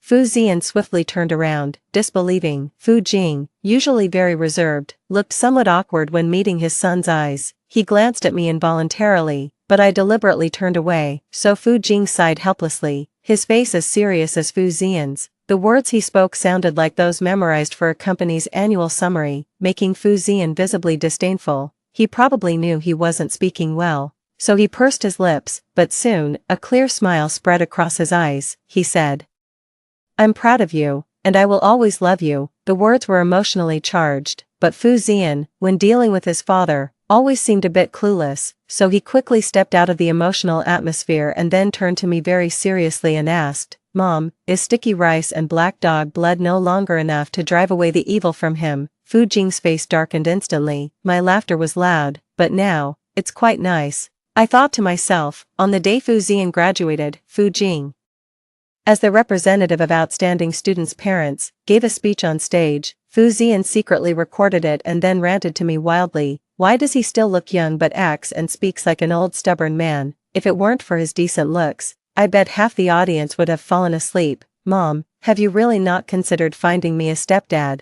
Since you've been reborn, why not try someone else? The wildflowers out there smell so sweet. After this heart-to-heart, the relationship between father and son seemed to take a turn for the extreme. I replied, your dad has been hitting the gym hard lately, so I'm not tired of him yet. I remembered how Fu Jing, drunk once, clung to me and lamented, I was only 2 years older than you, and now suddenly it's almost 20, what should I do? After finally soothing him, he became so restless that he couldn't sleep and insisted on going to the gym, a scene that made me laugh out loud. It was then that the long-absent system reappeared. The ending has been changed. Congratulations on completing the task. I was stunned. Are you leaving? I will leave, but don't worry, as a reward, you can continue to stay here. My appearance was gradually returning to what it was before. This was probably also a reward. Suddenly, I smiled. So, before you go, can we hug? A moment of silence. Just when I thought the system had disappeared, a phantasmal figure suddenly appeared in front of me. He was looking down, seemingly afraid of my gaze, until I exclaimed, so that's what you look like afterward. I thought you'd at least look a bit more mature, but you seem just as youthful. The system stiffened suddenly, lifting its head in disbelief. You. No mother would fail to recognize her own child. I opened my arms towards the grown-up Fu Zian, or rather, the one destined for destruction in the original plot, and half-jokingly scolded, you little rascal, your mom wants to hug you. The phantom figure couldn't be touched at all, but I could genuinely feel the originally cold body of the child gradually warming. He said, thank you, and then, I love you. He probably wasn't used to smiling, so the action of lifting his lips looked very stiff, but it was enough, I think, knowing that my child in another time and space was also desperately trying to save himself. This was already very good, so I hugged him, softly yet earnestly. I'm proud of you, and I will always love you. Story 2. On the day I announced my relationship with my childhood friend, a young Go prodigy took his own life. Reporters found a cabinet full of antidepressants in his study, along with a portrait of my profile made from black and white Go pieces. The young man's teacher, choked up, said, this kid lost his parents at 12, and Miss Chen, you were his last thought in this world. When I opened my eyes again, I was back to the day I lost a daring game, and my childhood friend's secret boyfriend excitedly suggested, why don't you two make an official announcement? 1. The news of Song Yu, the Go prodigy, winning 7 games in a row and breaking the unbeaten record of his predecessors caused a sensation in the country. His iconic black trench coat and his devastatingly handsome looks coupled with his indifferent demeanor made him a sensation on various video platforms, attracting a large following of female fans. After returning home and during a live interview, a young reporter joked, Mr. Song, many of your new female fans are quite interested in your personal life. Would you like to share something about it? A staff member next to him tugged at the reporter, whispering, didn't you do your homework? Don't ask that. He never answers anything not related to Go and especially dislikes gossip. The young reporter visibly tensed up. Unexpectedly, Song Yu took the microphone himself, his dark eyes unwaveringly staring into the camera as if looking directly at someone specific, his fingertips trembling slightly as if it took all his strength to say, I'm sorry. I like you. It was a confession, but the desperation was so intense it was suffocating. When the camera panned to Song Yu's phone, it showed the official announcement of my relationship on the screen, but at the time, no one paid attention. The whole network was still basking in the joy of his victory, wildly speculating about how exceptional the girl who made the prodigious young man feel inferior must be. That evening, the news of Song Yu's suicide due to depression quickly topped the trending searches. His I like you became his last words. The next day, a reporter came to me, wanting to take me to Song Yu's residence, but Zhao Xingyu, my childhood friend, was one step ahead, bursting out sharply, Sister, are you mistaken? How could Qin Jiji have anything to do with Mr. Song? She can't even play checkers, let alone Go. I'm a devoted fan of Mr. Song, the president of the fan club's branch. If you want to know more, you should take me instead. I kicked Zhao Xingyu lightly, but had to agree with what he said. To me, Song Yu was like someone from another dimension. In my eyes, he was just a genius in a field I was unfamiliar with, quietly extraordinary. 2. Song Yu's apartment was in a secluded suburb. Pushing open the door to his study, I was confronted with a large portrait of a young girl's profile made from black and white go pieces. It was delicate, exquisite, and striking. Each detail revealing the creator's intense, unresolved emotions. It made you want to take a photo to remember. That is, if the girl wasn't me. I walked in, looking at the cabinet full of foreign-labeled antidepressants. Song Yu's teacher, a grandmaster in the Go community, sighed deeply behind me, somewhat choked up. This kid had a hard life, suffered domestic violence from a young age, and witnessed his parents killing each other when he was 12, making him an orphan. Miss Chen.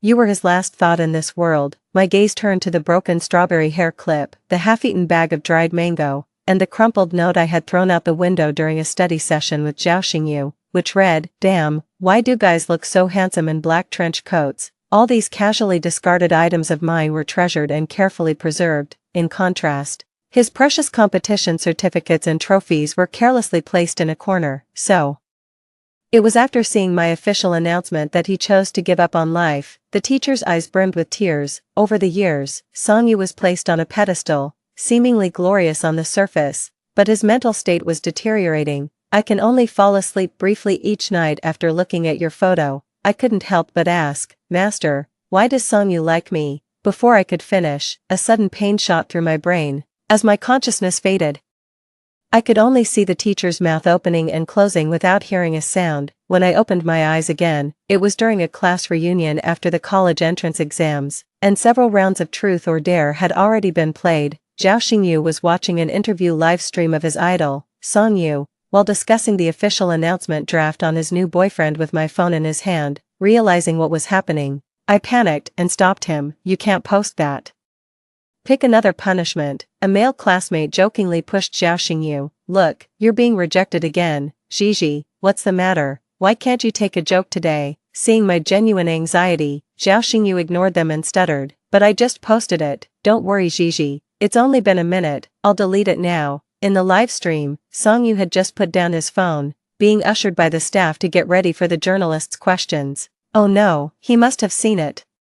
I didn't have time to explain. I quickly got up and took a ride to the chess club while opening a voice call with Song Yu on WeChat, though I couldn't remember when I had added him at all. After the call connected, there was a tone in his voice that was cautiously probing and contained a barely noticeable thrill. Chin Gigi. This was the first time I heard Song Yu call my name, his naturally deep and enticing voice unexpectedly thrilling. The official announcement on Moments is fake. It was a punishment for losing at Truth or Dare. Wait for me. I'll be at the chess club soon. There was silence on the other end for about 5 seconds, and if it wasn't for the clearly agitated rhythm of Song Yu's breathing and his trembling voice saying okay at the end, I would have thought I was too late again. After hanging up the call, I took a deep breath, leaned back in the rear seat, and closed my eyes. Song Yu, I really want to see how crazy you are. A bright future ahead, a title of a young prodigy, wealth, status, and even a passionate love for Go that was ingrained in his bones. He didn't hesitate to give it all up. When I arrived at the entrance of the chess club, the reporters had already left. On the way there, Zhao Xingyu posted on Moments, why did he cancel the interview after taking a call? This isn't Song Yu's style. WTF, who is this seductress that distracted our God Song from his duties? I immediately commented, is it possible that you know this seductress? Zhao Xingyu replied, who, is it the school beauty Suhan? Then it's okay, although our orientations are different, as men, we can understand God's song. In the chilly autumn wind, the young man stood under the street lamp, not knowing how long he had been waiting, his black trench coat making his complexion appear even more pallid. At a height of 185 centimeters, with broad shoulders and long legs, his well-defined muscles gave his clothes a perfect curvature. He didn't need to do anything, no deliberate poses were necessary, his mere presence was eye-catching. No wonder he was a sensation on video websites. Our eyes met, and Song Yu's originally cold and dark eyes suddenly lit up, shimmering like the waves, his lips curving into a faint smile, his gaze fixed intently on me. It gave me the feeling of a predator in a desolate snowy landscape who, having starved for a long time, suddenly spots food, his eyes gleaming green with hunger. His enthusiasm was almost too intense to confront. Is he really this happy just from meeting? although I often received love letters from boys at school and Zhao Xingyu jokingly called me the queen of green tea, but when I took the hot drink Songyu handed to me, the moment our fingertips touched, my heart skipped a beat. Matcha milk green tea with less sugar. It's my favorite place to drink, senior sister. I lifted my chin slightly and looked up to meet his gaze. You can call me Gigi. Songyu's ears turned a visible shade of red at a noticeable speed. His crow-feather-like eyelashes trembled slightly as if he was trying hard to restrain something, and he looked down and responded in a hoarse voice. It seemed as if I was the one teasing him. Zhao Xingyu had complained countless times, saying that I was actually one of the top 10 students in the school who could be on the honor roll. Yet because of my overly glamorous and insufficiently innocent face, along with a naturally flirtatious tone, I seemed more like a delinquent girl with no interest in studying. I tried to change the subject. It's so cold outside, why didn't you wait inside? Don't mention waiting outside. The moment he heard you were coming, he couldn't even speak or continue with his interviews, as if he wanted to fly over to meet you. A familiar middle-aged man came out of the chess room, smiling broadly. It was his teacher, Songyu. Why didn't you invite her in to sit? The teacher said, tugging at Songyu's coat. A dagger, gleaming with silver light, fell from the young man's body. It hit the tiled floor with a crisp sound. The atmosphere suddenly turned silent. The teacher's arm froze in midair. At that moment, I felt as if my brain had shrunk. If I hadn't arrived at the chess room, hadn't made that phone call, at this time, would Songyu have already closed the door of the study? Desperately looking at that black and white profile, turning the blade towards his wrist, thinking of this, a sudden pain stabbed my heart, and I quickly bent down to pick up the dagger. Gigi, Songyu's voice was cold, with a hint of urgency. I hadn't realized the blade was so sharp, just brushing against its edge. Beads of blood eagerly surged from my fingertip. When Songyu cut his wrist, he must have truly had no desire to survive. Autumn rain lingered inside the chess room. After disinfecting the wound, Songyu turned to grab some gauze. I used my uninjured hand to grab the hem of his shirt. This small cut doesn't need bandaging. It will heal if you just blow on it. Songyu stood still, his Adam's apple bobbing. Really? The young man leaned down, reverently lifted my injured finger, his pale pink lips slowly approaching. I belatedly realized he had interpreted blow on it to mean himself. Our warm breaths gradually intertwined, heating up the air.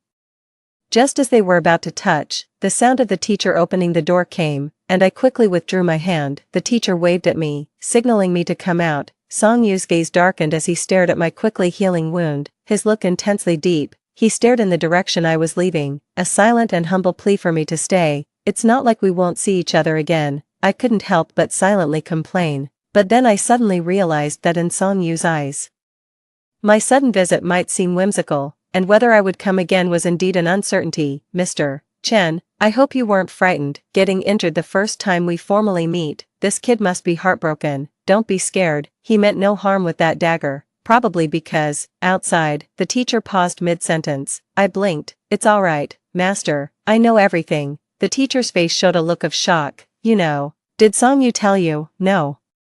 It's impossible for him to say anything and burden you psychologically, given his personality. I'll find out who the traitor is that's been spreading rumors. In my heart, I silently replied, Master, it was you who told me. Chen, your presence really made Songyu happy. Maybe tonight he can take less sleeping medication. I'm not ashamed to tell you that his dosage has been increasing, and it scares me. Chen, really, thank you. When the teacher bowed his head, I noticed a few white hairs.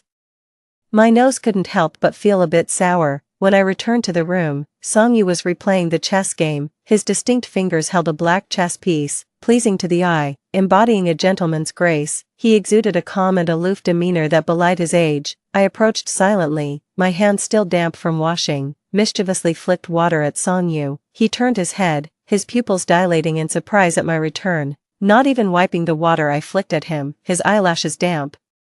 Unsure if from crying or the droplets, up close, I noticed a cut on his fingertip identical to mine. Playing Go. Do you not care about your hands? I blurted out, thinking aloud. Songyu, flustered, stood up and hid his hands behind his back. Gigi, I'm sorry.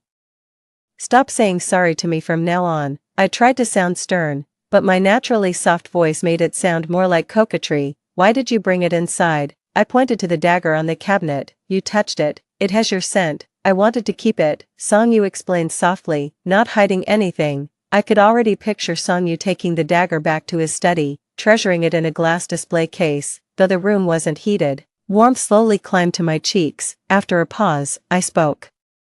Next month, there's a high school reunion organized by the school. Will you go? Gigi, do you not hate me? Songyu asked cautiously. You really want me to hate you? No. Teasing him, I smiled and moved closer. So you hope I like you then? Gigi. Songyu clenched the chess piece, huskily calling my name. I felt I might have teased him too much, so I stepped back. Alright, sleep early tonight, take less sleeping medication, or none if possible. I'm leaving now, okay?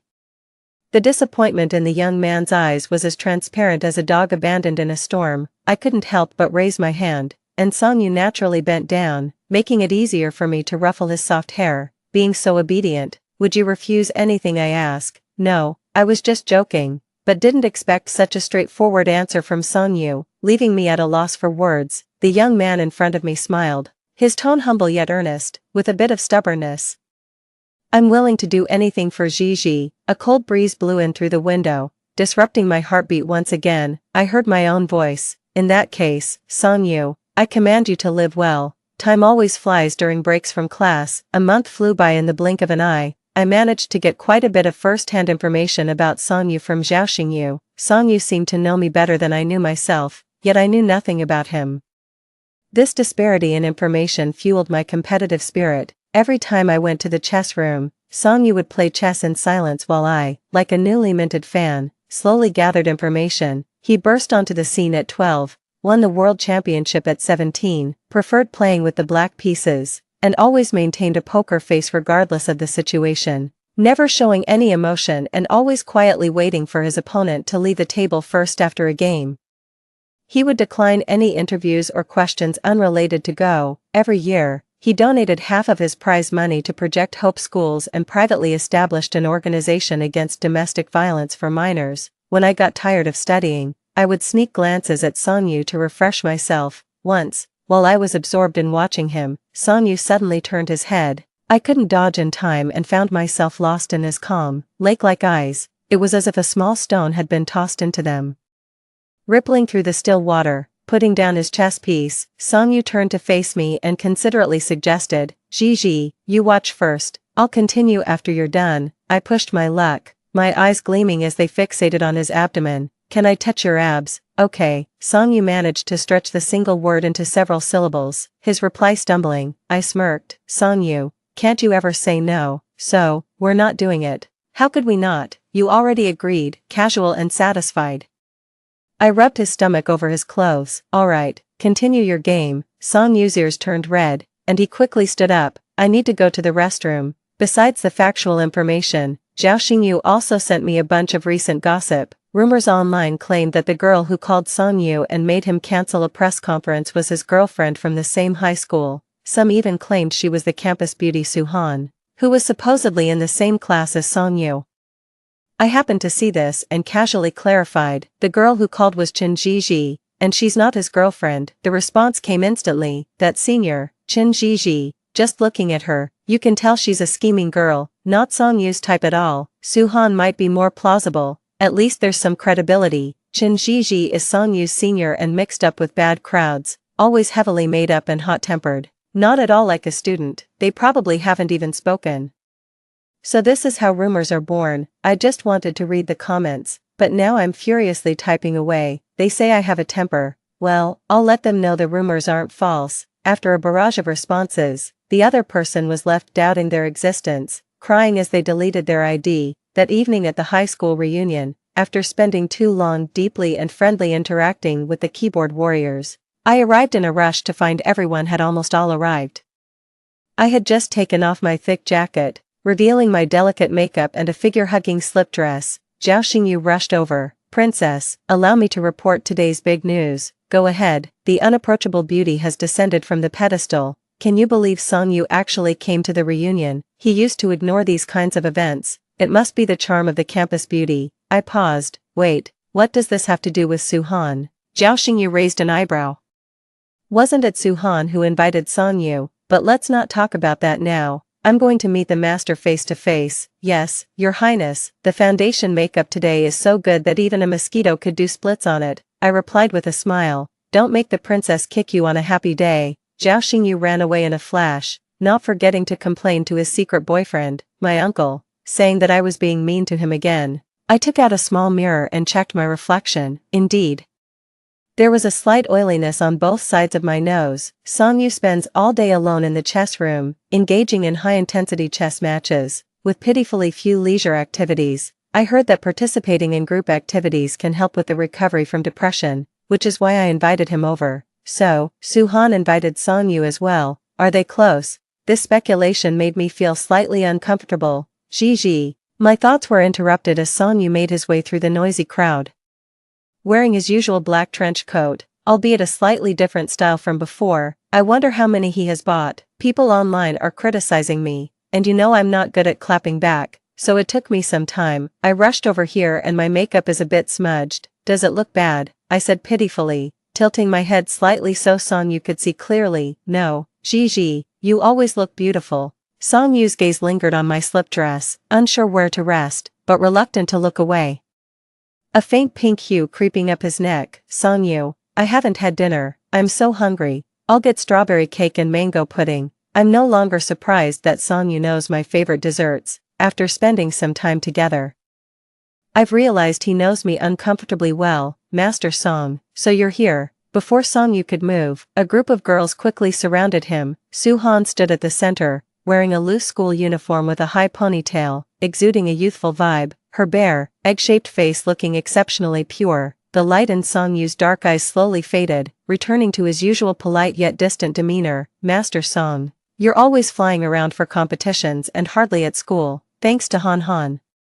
We get to see you. As she spoke, one girl pushed Su-han towards Songyu. What's the situation with you and Han Han? Su-han shyly pulled back. Why ask such things? The girl gave a knowing smile. Don't worry, I know Master Song's special status. I'll keep it a secret. I'm sorry, I'm not familiar with Miss Su-han. Songyu nodded slightly in apology, trying to leave, but Su-han timidly clutched at his coat. Master Song, didn't you come in response to my invitation? I sent you an email. Don't you remember? Su-han blinked her large, round eyes, looking pitiful. Besides, we are in the same class. The surrounding girls chimed in. Master Song, you're not shy, are you? There might be some misunderstanding. Songyu doesn't check his email often. I was the one who called him. Seeing that Songyu was uncomfortable, I pushed my way through and pulled him out from the crowd of girls. The girls' focus shifted from Songyu to me. Chin Gigi, aren't you a grade above us? When did you get to know Master Song? Senior Chen, you look even prettier than the rumors suggest, but, well, you look a bit too much like the type who would date 8 guys at once. No wonder you only got second place in the campus beauty contest. Master Song, did you really come here for Chin Gigi, the two of you? Su-han looked incredulous, having just dealt with a group of 10 in the afternoon. I was too tired to explain further and signaled Zhao Xingyu to come and save the day. After much persuasion, Zhao Xingyu sweet-talked Su-han and the others into going to the outdoor pool to watch the fireworks, but the chatter continued non-stop. Don't worry, Han Han, Chin Gigi wouldn't go for someone with Master Song's personality. Yeah, Master Song is so cold and old-fashioned, obsessed only with go. He probably doesn't even know how to kiss. Chin Gigi, being the drama queen she is, would definitely prefer someone more fun. Exactly, she won't compete with you for him. Besides, she already has Zhao Xingyu. I heard they were betrothed as kids. How could a heavenly match ever compete with a childhood sweetheart? Ah, it's such a pity. I think Senior Zhao Xingyu is so charmingly rogue, and he's a real flirt. It's so unfair. Why does she get all the luck? Not only is her family rich, but she's also surrounded by handsome guys. Her young uncle is a real looker too, over 30 and looks like he's in his 20s. And I heard he's still single. The girls' voices gradually faded, but Songyu's expression grew darker and more obscure. Unfortunately, Zhao Xingyu, oblivious to the mood, rushed over and threw an arm around my shoulder. Sister Chen, aren't we buddies? Why didn't you tell me about these connections sooner? Master Song, I've been a huge fan of Go since I was a kid. I'm the president of your fan club's branch. Your last match abroad was absolutely brilliant. Gigi, stop nagging at me when I'm talking to my idol. I sighed in frustration, yet couldn't reveal Zhao Xingyu's secret about his orientation, so I forcefully shrugged him off. Zhao Xingyu widened his eyes. What's with you, woman? You're incredibly strong. The small mole at the corner of Song Yu's eye seemed particularly red as he quietly observed the interactions between Zhao Xingyu and me. Maybe it was because we had spent a lot of time together. But even though his expression was calm and unchanging, I could detect a hint of grievance and restraint in his glistening eyes. Suddenly, I felt as if I was caught in an affair. Gigi, I'll go get you some food. Noticing me looking at him, Song Yu quickly resumed his warm smile, but the fleeting shadow in his eyes didn't have time to vanish. Before I could respond, Zhao Xingyu interjected anxiously, "What are you thinking, Qin Gigi? How can you let a world champion serve you? His hands are meant for holding go pieces and bringing honor to our country, not for serving food." "Master Song, please excuse my friend's ignorance, you should rest, I'll handle this." Meanwhile, Zhao Xingyu pretended to fiddle with his phone and swiftly sent me a message. "What's going on?" Master Song's look seemed like he wanted to execute me. Am I imagining things? Anyway, I better lay low for a while. Me, don't hold back. Does it hurt? After Zhao Xingyu completely left the scene, the surroundings finally quieted down. I gently poked Song Yu's clenched fist with my finger. As his long fingers unfolded, the pale violet bruises on her palms stood out starkly against her pale, cold skin, making a shocking contrast. "Do you really believe what those girls said?" Song Yu shook his head. "I only believe you. See, you do know how to charm people, don't you?" I tried to make a light joke to ease the tension, but the next moment, I was pulled forward a few steps into a dimly lit shadow, and found myself enveloped in a warm embrace before I could even think. Song Yu's voice was very low, each word trembling at the end as if he was whispering, his words brushing my ears like feathers. "Gigi,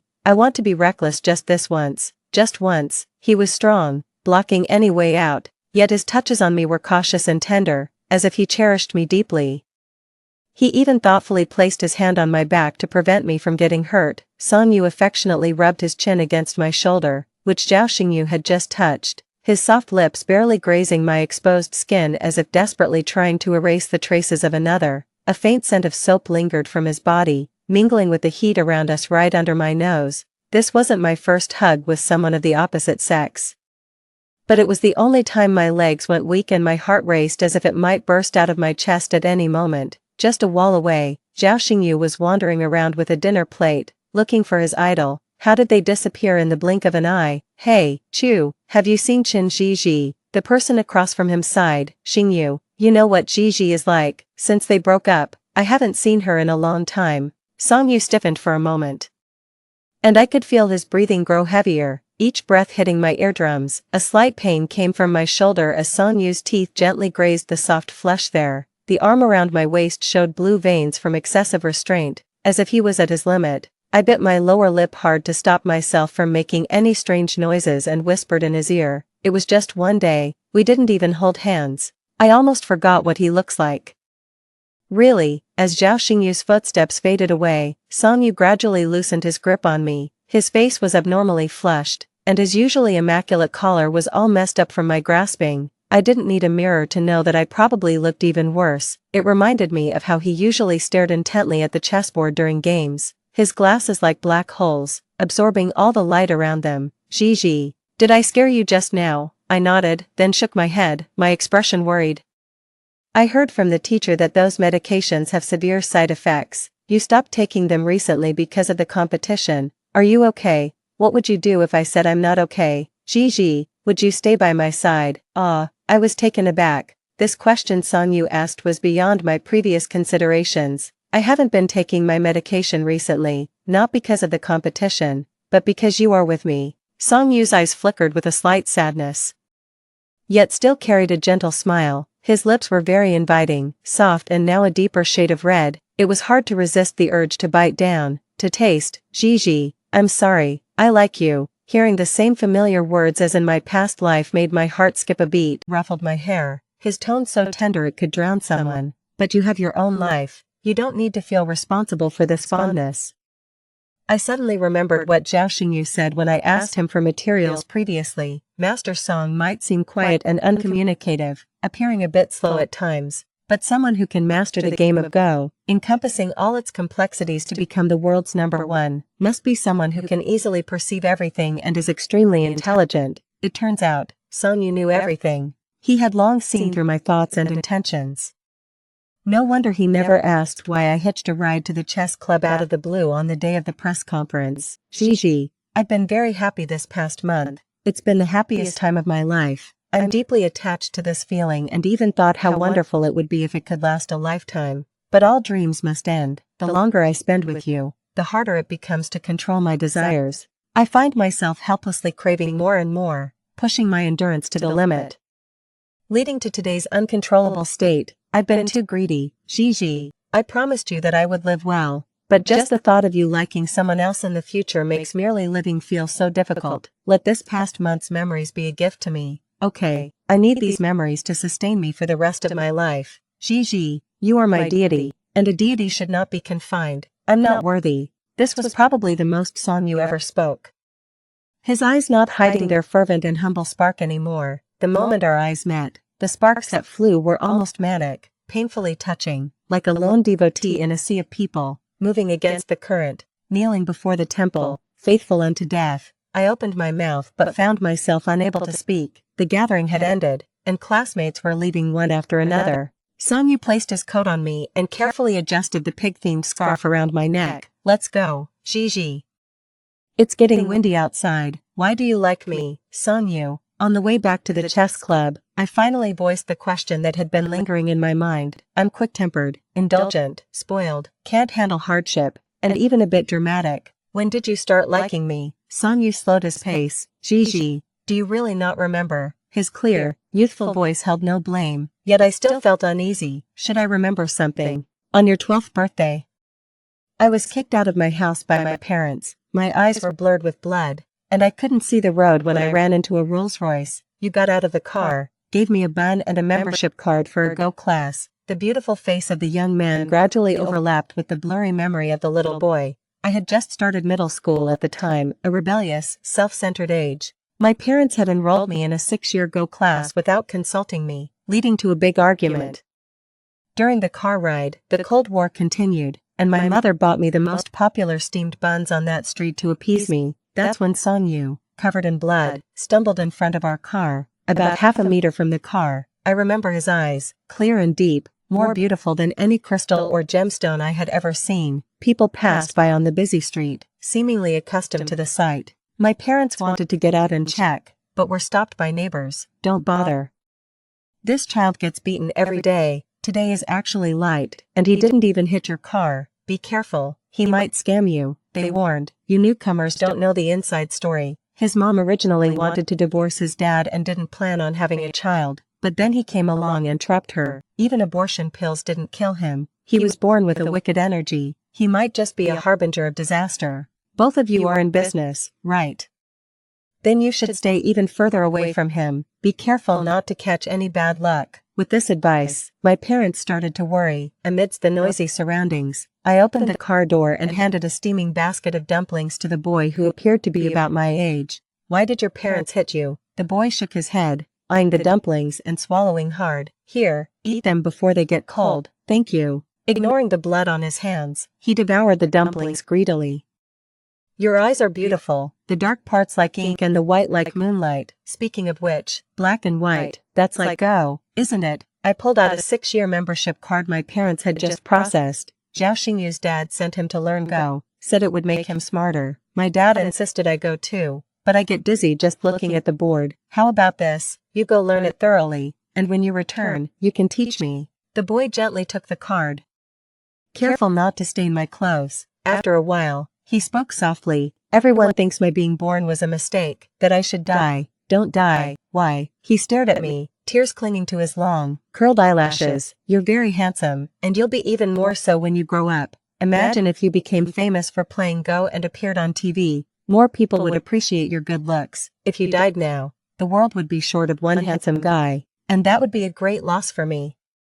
I tried to joke seriously, but ended up laughing at my own words. The boy paused, then a slight smile formed on his lips. I was helplessly captivated by that faint smile, staring for several seconds before continuing. Don't mind what they say. I always come top of my class, yet my classmates say I'm a truant girl gangster, alleging my grades are from cheating. I naturally have red lips, and they accuse me of wearing lipstick, deducting my points. Don't believe them. All this talk of disaster stars and lucky stars is futile superstition. We should believe in materialism. No one is born guilty. What's your name? Chin Gigi. Like the branch of a tree. Maybe the neighbor's words really scared me. But before I could ask the boy his name, my parents rushed over, pulled me away from him, and dragged me into the car. They repeatedly wiped my fingers with an alcohol wipe. Gigi, when will you change this habit of being overly friendly? What if that boy has a disease that could infect you? Last time, you chatted with a beautiful sister for so long, she almost missed her flight. I was busy arguing with my mom and didn't notice the boy following the car, breathlessly chasing me down 2 streets. Little did I know that from that day on, he would lurk in the shadows like a ghost, silently enduring the torment of depression, and quietly watching over me for 5 whole years. He went to great lengths to add me on WeChat, only to remain silently in my contact list, browsing every single one of my posts without ever daring to start a conversation. The day after returning from the chess room, Song-yu flew to another country for a competition. His popularity was soaring, with promotions everywhere. Everything seemed to be looking up, but I felt a hollow emptiness inside. Under Zhao Xingyu's persistent questioning, I simplified the events of recent times and shared them with him in bits and pieces. Chen Zhiji, aren't you forgetting to consider a very important question? Zhao Xingyu waved his hand in front of me. I'm watching the match. Don't interrupt. Song-yu seems to be at a disadvantage here. Zhao Xingyu leaned casually against the wall, fiddling with the earring in his right ear. I'm serious, Zhiji. Have you ever considered whether you actually like Master Song? You might look like you've had rich emotional experiences, but to put it plainly, it was all just for fun. This might be the first time you're truly falling for someone. Are you scared? We've known each other since we were toddlers in split pants. I know you well enough to say I don't believe you're not moved. You even treated me as part of your game at gatherings. Zhao Xingyu said through gritted teeth, from outside the room.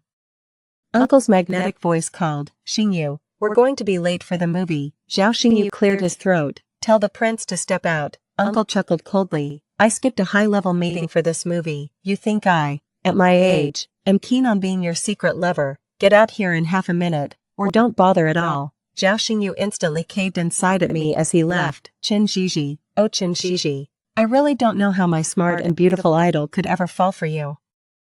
I'm also curious how Uncle, a tycoon in the business world, could fall for a playboy like you. Don't forget, you're an adult now. Uncle has more ways to deal with you. Damn, it must be the Chen family's age-old tradition to bully people to death. Huh, baby, why are you waiting at the door? I wasn't talking about you, nor about our dear Gigi. I was talking about Chen Shimmy, that scumbag. Haha, the door closed, and the focus returned to the screen, where Song-yu had lost the first match.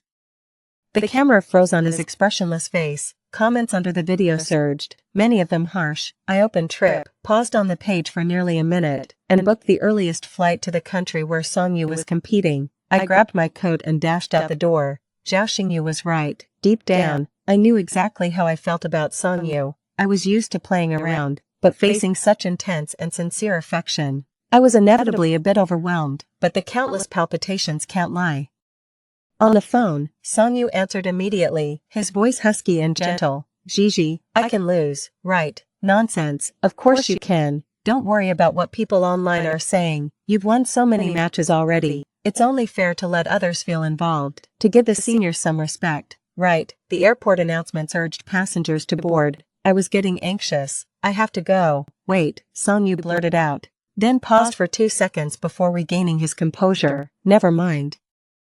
Go ahead and get busy, I said as I hung up the phone, feeling something was off with Song-yu. I sent a message to our teacher on WeChat. The teacher replied, Chen, that boy suddenly being apart from you, he's been having severe withdrawal symptoms lately. Plus, with all the medication he's taking, he might be a bit out of it. Don't take it to heart. Is he showing any unusual behavior? I asked. At night, after taking his sleeping pills. He often mistakes that you two are together and calls your photo wife. Does that count? After the plane landed, I immediately went to the hotel where Song-yu was staying. I was about to send him a message to come down and meet me, planning to surprise him. But before I could enter, I saw him talking to a girl in the lobby. Song-yu's back was turned to me, his expression unclear. The girl was a mixed-race Lolita, looking like a delicate doll, her Chinese slightly faltering, but very enthusiastic. Master Song, can I pursue you? Sorry, why? Do you already have someone you like? Yes, the girl seemed puzzled. Then why haven't you confessed to her? Or did you confess and get rejected? Ah, sorry, Master Song. I didn't mean to bring up sad memories. The girl covered her mouth. It's okay, Master Song. Do you still like her? Can we exchange contact information? And if you ever stop liking her, can you let me know so I can get in line? That day will never come. The girl made a playful face. How is that possible, Master Song? Your excuse for rejecting people is too clumsy. Everything has an expiration date. Like even the tastiest milk in the supermarket eventually goes bad. Sonyu slightly lifted the corner of his lips. Milk expires. Bread goes bad. But I will always love her. The girl frowned. Even if she doesn't love you, you'll love her forever. Yes. Sonyu had the staff escort the girl away. Then pulled out a cigarette and stepped out of the hotel lobby. Just as he was about to light it, he bumped into me, lugging my suitcase. Gigi. Snowflakes landed on Songyu's shoulders, and the cigarette was snapped and tucked into his sleeve. I opened my arms, smiling brightly. I thought you'd call me wife. Come here, let big sis give you a hug. The boy's eyes instantly reddened, yet he restrained himself from moving towards me. Songyu, I've missed you so much. I took the initiative. Wrapping my arms around his lean waist, feeling his warmth, and his faint scent of alcohol, but he never used to drink. My heart felt like it was soaked in sesame oil, giving off a sour and bitter pain. I looked up at him, serious. Songyu, my mission this time isn't to save you, but to love you. You chase me, or I chase you. Anyway, it's not out of pity, not out of guilt. I like you. I desire you. I want to give us a try. Was I clear enough? A flash of light passed before my eyes, and a reporter not far away apologized with a grin. Sorry to disturb you, Master Song. After saying that, he started running. All I could do was yell after him, make sure to edit my photo. Our conversation was interrupted by this little interlude. And Sonyu silently took my suitcase from my hand, helping me check in at the front desk. For the first time in my life, I was the one who confessed to a boy, and my heart felt as uneasy as if I were carrying a rabbit inside. I was nervous and excited, not quite sure how to directly ask Sonyu whether he had accepted my proposal or not. All I could do was watch eagerly as he helped me open the hotel room door and neatly arranged my luggage. The other staff members watched in shock as Sonyu hustled about busily. Master Song, you have a competition tomorrow. You shouldn't be doing these things. Let us handle it. Sonyu refused. He has always disliked others touching my belongings. Soon, it was just the two of us left in the room. Gigi, get some rest, Sonyu said, turning his face away as he walked towards the door, his eyes downcast, avoiding mine. Master Song. I stood in front of the door, blocking his way out, and took his hand, mimicking the tone of the staff. I confessed to you as the first snow fell. You could at least react. Outside, the snow fell heavily, while inside, the temperature steadily rose, our breaths mingling, coming in waves. Instinctively, I wrapped my arms around Sonyu's neck, tears slowly forming in the corners of my eyes. Occasionally, I could hear his husky whisper in my ear, Gigi, breathe. Sonyu was the one drinking, but I was the one intoxicated. After what felt like an eternity, my lungs finally felt free again, my entire tongue numb. I gasped for fresh air like a stranded fish. Let's just say I was delusional. No one says a devotee can't possess their deity, right? A warm liquid dampened my shoulder as Sonyu buried his face in my neck, silently crying. I'm sorry, Gigi. I lied. 1 month's memories are not enough. I want you so desperately.